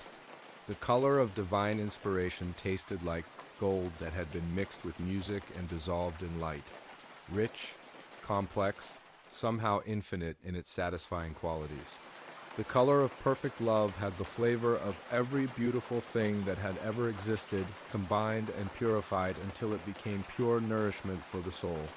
The color of human creativity, which Adelaide could taste in artifacts created by master artists and craftsmen throughout history, was rainbow light made edible, with flavors that changed and developed as you consumed them, revealing new possibilities with every bite. Adelaide's color-eating dreams continued for 2 years, from 1922 to 1924, during which she developed an understanding of color theory, psychology, and cultural history that was centuries ahead of its time. She wrote extensively about the relationship between color and consciousness, creating theories about how visual perception affects emotional and spiritual development that wouldn't be formally recognized until decades later. Her notes from this period contain insights about the relationship between color and memory, the ways different cultures use color to communicate emotional and spiritual concepts, and the psychological mechanisms through which visual experiences influence human behavior and well-being. Adelaide essentially developed a complete science of color psychology based entirely on her dreams about eating colors. But in 1924, Adelaide made a decision that puzzled everyone who knew her. She voluntarily ended her synesthetic dreams, using a technique she discovered accidentally while experimenting with consuming the color of forgetting. She found that eating certain theoretical colors associated with memory loss and letting go could somehow close her access to the infinite spectrum of edible colors. Adelaide wrote that she chose to give up her ability to taste colors because the psychological burden of accessing so much sensory and emotional information was becoming overwhelming. Having direct gustatory access to the emotional and historical associations of every color was making it difficult for her to function normally in a world full of visual stimuli that constantly triggered complex synesthetic responses. She preferred to return to experiencing colors in the normal way, appreciating their beauty and symbolic meanings without the intense psychological and historical information that came with being able to literally consume them as food. After ending her synesthetic dreams, Adelaide continued working at the British Museum, but with a much deeper appreciation for the emotional and psychological power of visual experiences. She became known for her unusual sensitivity to the ways museum displays affected visitors' moods and her ability to create exhibition arrangements that were particularly engaging and emotionally satisfying. Adelaide lived until 1967, and throughout her later life, she occasionally hinted that she could still access her color-eating abilities if she chose to, but that she preferred to experience the world through normal human perception. She became one of the museum's most valued staff members, known not for having supernatural abilities, but for her wisdom, kindness, and remarkable understanding of how visual experiences affect human consciousness and well-being.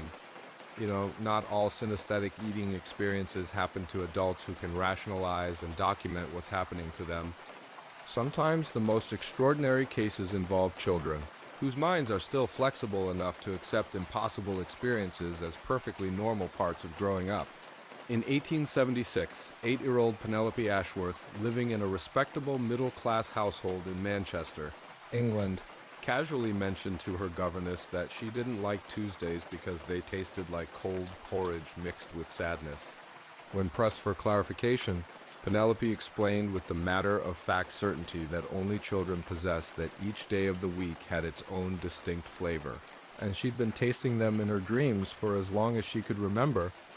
According to Penelope's detailed descriptions, which her governess Miss Hartwell carefully recorded, apparently Victorian governesses were remarkably thorough about documenting unusual childhood experiences.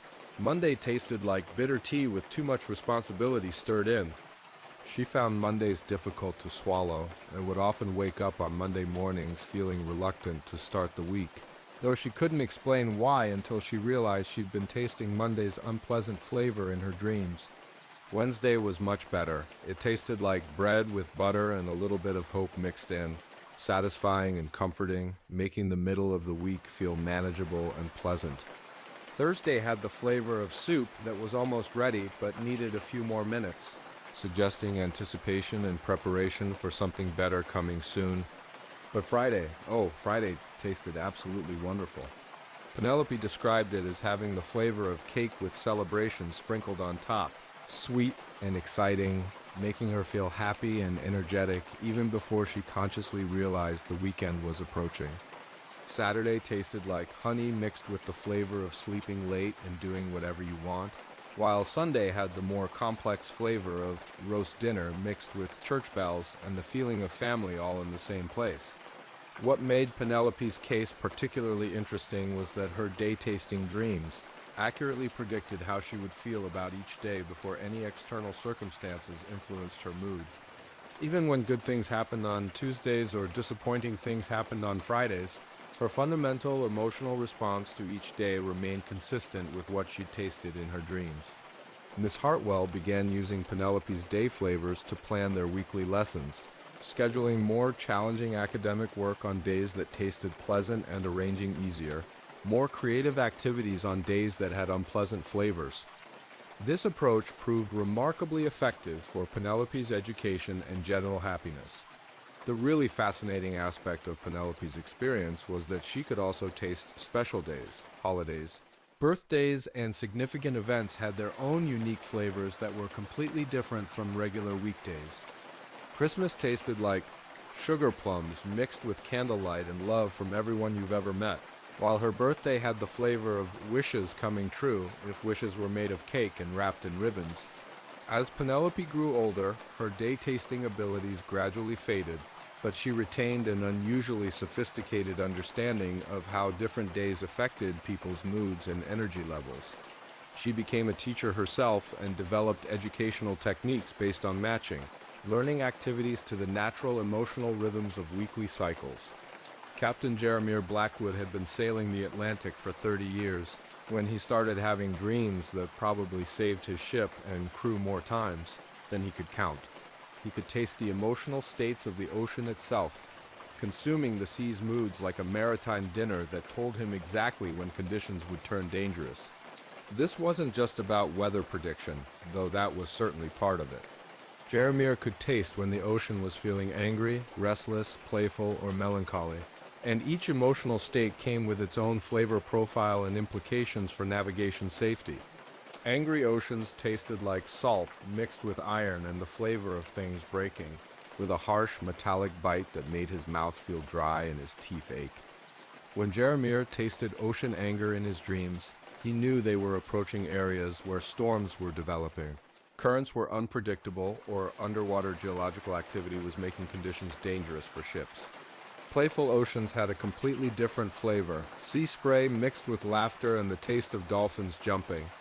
These ocean moods meant favorable winds, cooperative currents, and generally pleasant sailing conditions that made travel faster and safer.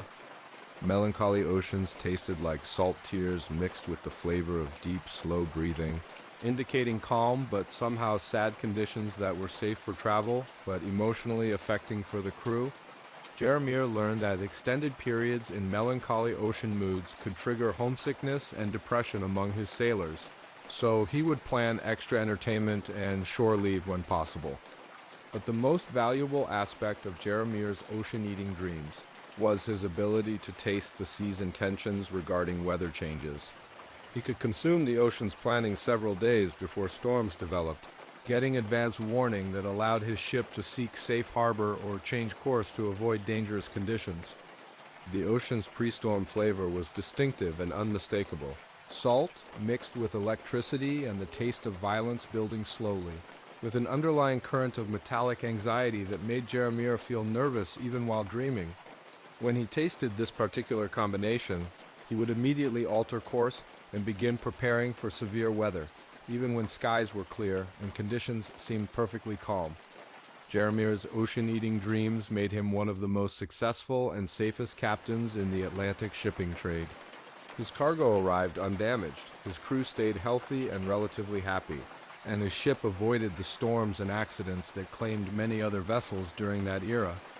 Maria Castellano worked in a clothing factory in Naples, spending her days sewing elaborate dresses for wealthy Italian families, when she began having dreams where she could literally taste the memories contained in different types of fabric, consuming the emotional histories of silk, wool, cotton, and linen-like textile meals that told her the stories of everyone who had ever worn them. Each type of fabric had its own basic flavor that reflected its origins and production process. Silk tasted like luxury mixed with the flavor of silkworms dreaming, smooth and somehow aristocratic, with undertones that suggested wealth, refinement, and careful craftsmanship. Cotton had a more practical flavor, simple comfort mixed with hard work and sunshine, honest and reliable, but with variations depending on where the cotton had been grown and how it had been processed. Wool was more complex, with flavors that Maria described as warmth mixed with the taste of sheep contentment and mountain air, cozy and protective, but with subtle differences based on the type of sheep, the climate where they lived, and the care they received from their shepherds. But what made Maria's fabric-eating dreams truly extraordinary was her discovery that she could taste the emotional experiences of people who had worn garments made from each piece of fabric. Wedding dresses tasted like joy mixed with hope and the flavor of promises being made, sweet and optimistic, but with undertones that sometimes revealed whether the marriages had been happy or troubled. Funeral clothing had entirely different flavors, sadness mixed with the taste of letting go and saying goodbye, heavy and difficult to swallow, but somehow cleansing and necessary. Children's clothing tasted like innocence mixed with growing up and the flavor of scraped knees and bedtime stories, playful and energetic, but with poignant notes that reflected the brief, precious nature of childhood. Work clothes had practical, substantial flavors that reflected the dignity of labor, sweat, mixed with accomplishment and the taste of earning honest wages. But Maria could also distinguish between clothing worn by people who enjoyed their work and clothing worn by those who felt trapped or exploited by their circumstances. Maria began using her fabric memory tasting to inform her sewing work, selecting materials and creating designs that would enhance the emotional experiences of the people who would wear them. She developed techniques for cleansing fabrics that had absorbed traumatic or negative experiences, and for enhancing fabrics that carried positive emotional associations. Her reputation for creating clothing that made people feel unusually confident, attractive, and emotionally comfortable spread throughout Naples, though nobody understood the supernatural source of her remarkable abilities. Heinrich Weber was a master clockmaker in Vienna, creating timepieces for wealthy Austrian families. When he began having dreams where he could taste different types of time itself, not just past, present, and future like Brother Francesco centuries earlier, but the specific rhythms and textures of how time moved in different contexts and situations. Morning time tasted like fresh bread with sunlight baked into it, energetic and optimistic, full of potential and new beginnings. Evening time had the flavor of wine mixed with completion and the taste of work finished, satisfying and contemplative, perfect for reflection and rest. Holiday time was distinctly different from ordinary time. Celebration mixed with the flavor of bells ringing and people embracing, special and precious, but somehow fragile, as if it might disappear if not properly savored. Childhood time had a unique flavor that Heinrich found both wonderful and heartbreaking. Candy mixed with forever and the taste of believing that summer vacation would never end. Sweet and infinite, but with undertones that suggested how quickly it would pass. But Heinrich also discovered that he could taste the temporal rhythms of different activities and occupations. Time spent creating art tasted like inspiration mixed with the flavor of bringing something new into existence, satisfying and meaningful in ways that regular work time couldn't achieve. Time spent in love tasted like eternity condensed into moments, with the flavor of heartbeats synchronized, intense and precious, making ordinary time seem slow and insufficient by comparison. Most remarkably, Heinrich could taste the temporal rhythms of his own clocks and watches, understanding how each timepiece would affect the emotional experience of time for its owner. Some clocks had temporal flavors that made time feel rushed and anxious, while others had rhythms that made time feel peaceful and well-paced. Heinrich began creating timepieces specifically designed to produce pleasant temporal flavors for their owners, crafting clocks that would make time feel more satisfying and less stressful. His reputation for creating timepieces that somehow made people feel more content and less hurried about time spread throughout Vienna and beyond. These secondary stories show us that synesthetic, eating experiences aren't limited to consuming abstract concepts or weather patterns. Sometimes people can taste the emotional qualities of everyday experiences, the days of the week, the moods of natural environments, the memories contained in objects, or even the different ways time itself can feel and flow. What's particularly fascinating about these shorter cases is how they demonstrate that synesthetic dreaming often develops as a response to people's daily work and concerns. The seamstress tasted fabric memories because her livelihood depended on understanding textiles. The ship captain ate ocean moods because his survival required intimate knowledge of maritime conditions. The clockmaker consumed temporal rhythms because his craft was all about measuring and organizing time. It's as if our sleeping minds sometimes develop specialized synesthetic abilities that directly support our waking activities and responsibilities, providing information and insights that we need but couldn't access through normal sensory channels. Throughout history, people tried to make sense of these dream experiences in completely different ways, and honestly, the explanations they came up with are almost as fascinating as the dreams themselves. It's like humanity has been trying to solve this same puzzle for thousands of years, each culture coming up with their own theories about why some people can apparently taste impossible things while they sleep. In ancient Egypt, they thought dreams like these were direct communications from the gods, specifically from Thoth, the deity of wisdom and writing who was supposedly teaching people divine knowledge through their taste buds. Egyptian dream interpreters had elaborate systems for understanding what different flavors meant when consumed in dreams. If you dreamed about eating gold, that meant the gods were sharing divine wisdom with you. If you tasted silver, you were receiving messages about healing and restoration.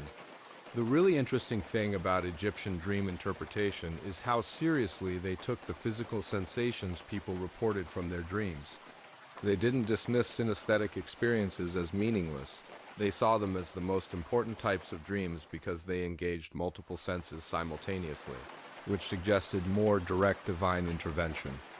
Egyptian priests kept detailed records of people who could taste abstract concepts or impossible substances in their dreams, and they actually trained some of these individuals to become specialized.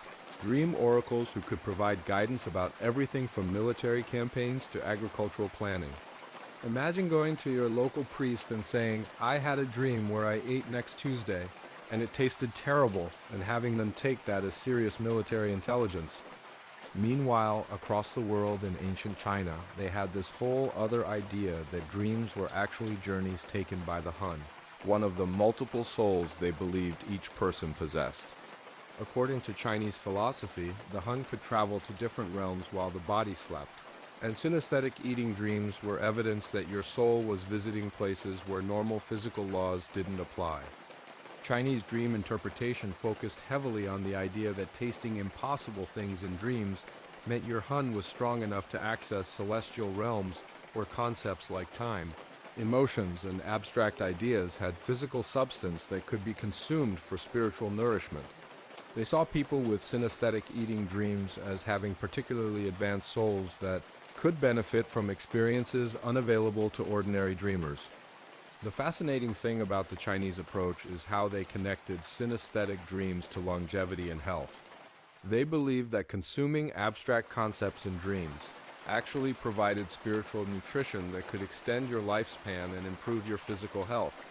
There are records of Chinese physicians prescribing specific meditation techniques designed to encourage dreams about eating things like the essence of spring or crystallized wisdom.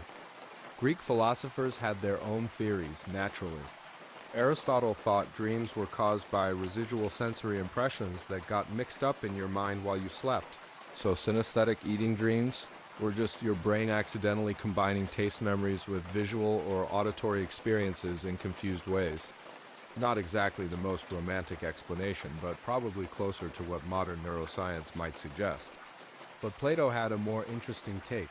He thought dreams like these proved that human consciousness could access a realm of perfect forms where abstract concepts like beauty, justice, and truth actually existed as tangible substances. In Plato's view, people who could taste emotions or eat time in their dreams were temporarily accessing this perfect realm and literally consuming pure knowledge. Medieval Christianity developed some truly elaborate explanations for synesthetic eating dreams. Church authorities were generally suspicious of anything that seemed too supernatural. They were always worried about distinguishing between divine revelation and demonic deception. But they also couldn't ignore cases like Brother Francesco, where dream tasting provided apparently accurate information about future events. The official church position became that synesthetic eating dreams could be either divine gifts or satanic temptations, depending on their content and effects. If your dream tasting helped you serve God and your community better, like Francesco's ability to predict optimal timing for religious activities, then it was probably a divine gift. But if your dreams involved tasting things that were unseemly or led to pride and spiritual arrogance, then you were probably being deceived by demons. Medieval theologians spent centuries debating whether it was possible for human souls to literally consume spiritual substances, and whether dream experiences could provide real nutrition for the soul even if they didn't affect the physical body. Some monasteries actually developed prayer and fasting techniques, specifically designed to encourage spiritually nourishing dreams. The Renaissance brought more scientific approaches to understanding unusual dream experiences. Natural philosophers started thinking about synesthetic dreams as evidence that human consciousness was more complex than previously understood. They were particularly interested in cases like Isabella Marchetti, where a dream experience seemed to enhance waking abilities and creative skills. Renaissance thinkers developed theories about the relationship between imagination, memory, and sensory experience that were surprisingly sophisticated. They understood that synesthetic dreams suggested some kind of cross-connection between different sensory systems, even though they didn't have modern neurological knowledge to explain how this might work. During the Enlightenment, rational philosophers tried to explain away synesthetic eating dreams as products of indigestion, overactive imaginations, or psychological disorders. But they couldn't account for cases where dream tasting provided accurate information that dreamers couldn't have known through normal means, like Thomas Hartwell's ability to consume knowledge he'd never studied while awake. The Victorian era brought the first attempts at scientific study of unusual dream experiences. Early psychologists started collecting case studies and looking for patterns in synesthetic dreams, though their explanations were limited by the scientific knowledge available at the time. Victorian scientists were particularly interested in the relationship between synesthetic dreams and hysteria, which was their catch-all explanation for any unusual psychological experiences, especially in women. But they also began to recognize that some cases of dream synesthesia were too consistent and useful to be dismissed as mere psychological disorders. Modern science has some interesting thoughts on all this, though honestly, it still feels like we're just scratching the surface of understanding dreams and consciousness. Neuroscientists have discovered that synesthesia, the mixing of sensory experiences, is actually more common than we used to think, and that everyone's brain has some capacity for cross-sensory connections. During REM sleep, when most vivid dreaming occurs, the brain's normal sensory processing gets scrambled in ways that might allow for more synesthetic experiences than we have while awake. Some researchers think that synesthetic eating dreams might be extreme versions of normal dream processes where sensory information gets mixed together in unusual combinations. There's also fascinating research on something called temporal lobe epilepsy, which can cause people to experience intense synesthetic sensations, including tastes and smells that don't correspond to any physical stimuli. Some scientists think that certain types of synesthetic dreams might be mild, temporary versions of similar neurological processes that occur naturally during sleep. But even modern neuroscience can't fully explain cases where synesthetic eating dreams provide accurate information about future events or knowledge that dreamers couldn't have accessed through normal means. The relationship between consciousness, sensory experience, and information processing remains one of the great mysteries of human psychology. What I find most interesting about the historical progression of explanations for synesthetic eating dreams is how each era's theories reflected their broader understanding of consciousness, spirituality, and the relationship between mind and body. Ancient cultures saw these dreams as evidence of divine communication or soul travel. Medieval thinkers understood them as spiritual experiences that might provide genuine nourishment for the soul. Renaissance philosophers viewed them as evidence of hidden connections between different aspects of human consciousness.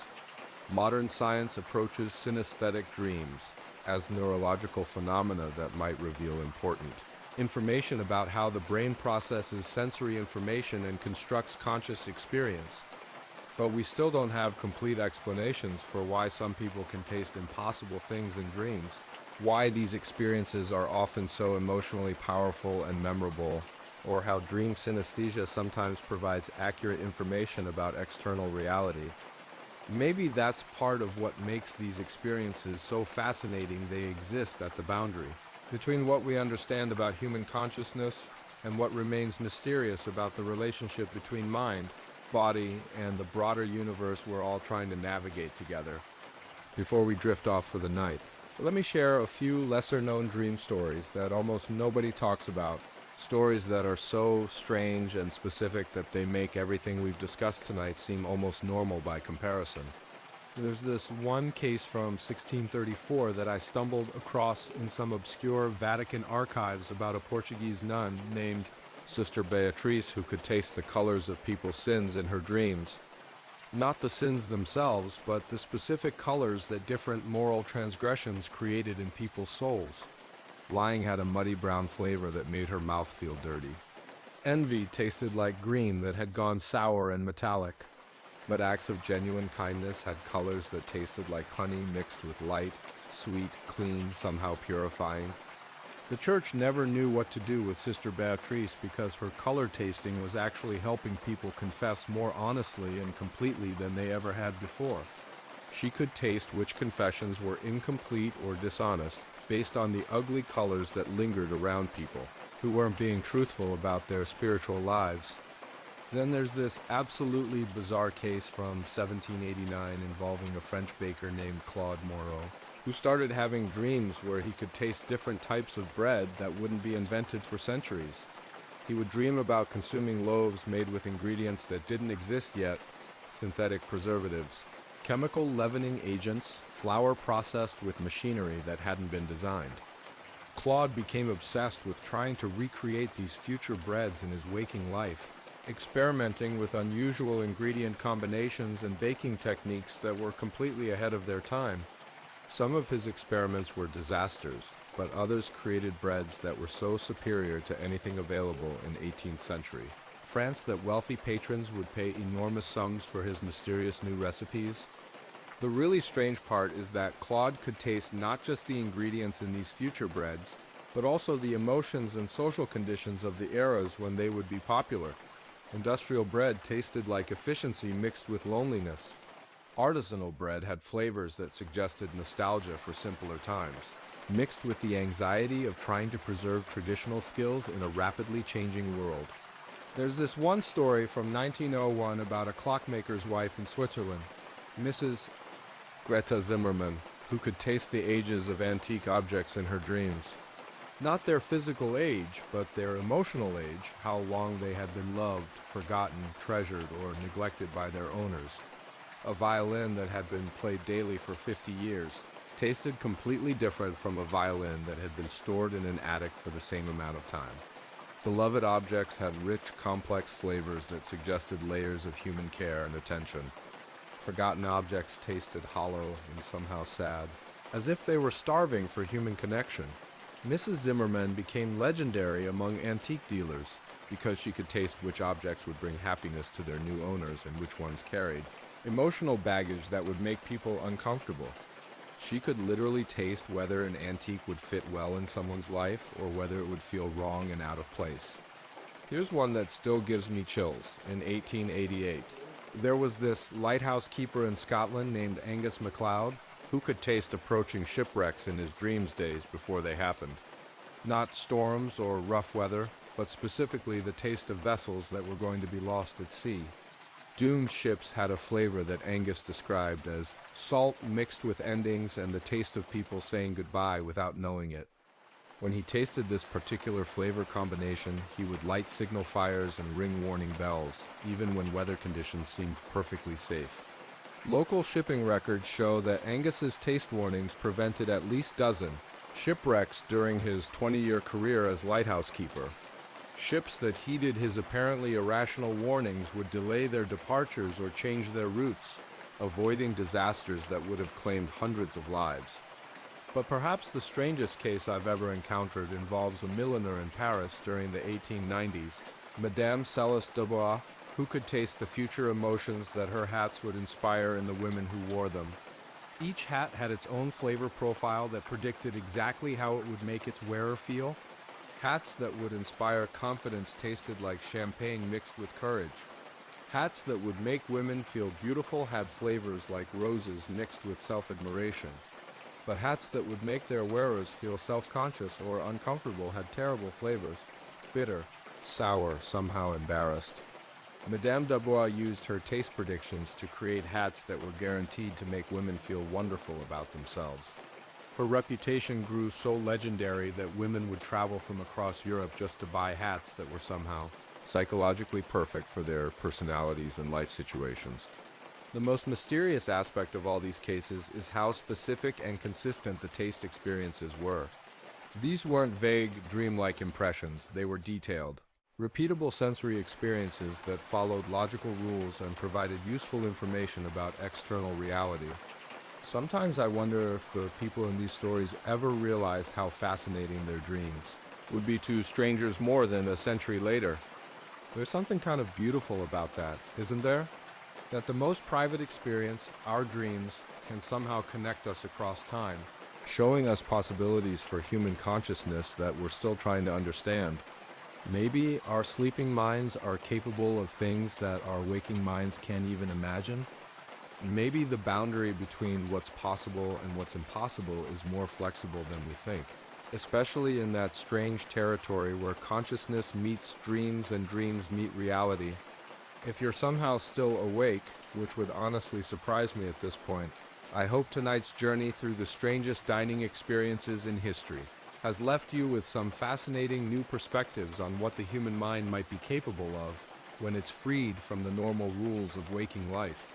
We've tasted time with medieval monks, consumed symphonies with Renaissance painters, digested infinite knowledge with Oxford scholars, and literally eaten the weather with Arctic explorers. We've seen how Victorian widows could feast on emotions, how librarians could consume entire color spectrums, and how ordinary people throughout history have somehow accessed impossible sensory experiences that challenged everything their eras understood about consciousness and reality. What strikes me most about all these stories is how they remind us that human awareness might be far more flexible and mysterious than we usually assume. Maybe our sleeping minds really can access information that our waking consciousness can't reach. Maybe the boundaries between different senses, between past and future, between possible and impossible, are more permeable than we think. I'd love to know where you're listening from tonight, and what the strangest thing you've ever tasted in a dream might have been. Have you ever eaten music, consumed colors, or tasted emotions that seem more real than anything you've experienced while awake? Drop a comment and share your own impossible dining experiences. Who knows? Maybe your dream stories are just as extraordinary as the historical cases we've explored tonight. Don't forget to subscribe if you enjoy falling asleep to these strange journeys through the more mysterious corners of human experience. We'll be back next week with another exploration of the weird, wonderful, and impossible things people have experienced when their minds were freed from the limitations of ordinary waking consciousness. Sleep tight, and who knows, maybe tonight you'll dream about tasting something absolutely impossible that somehow makes perfect sense in the strange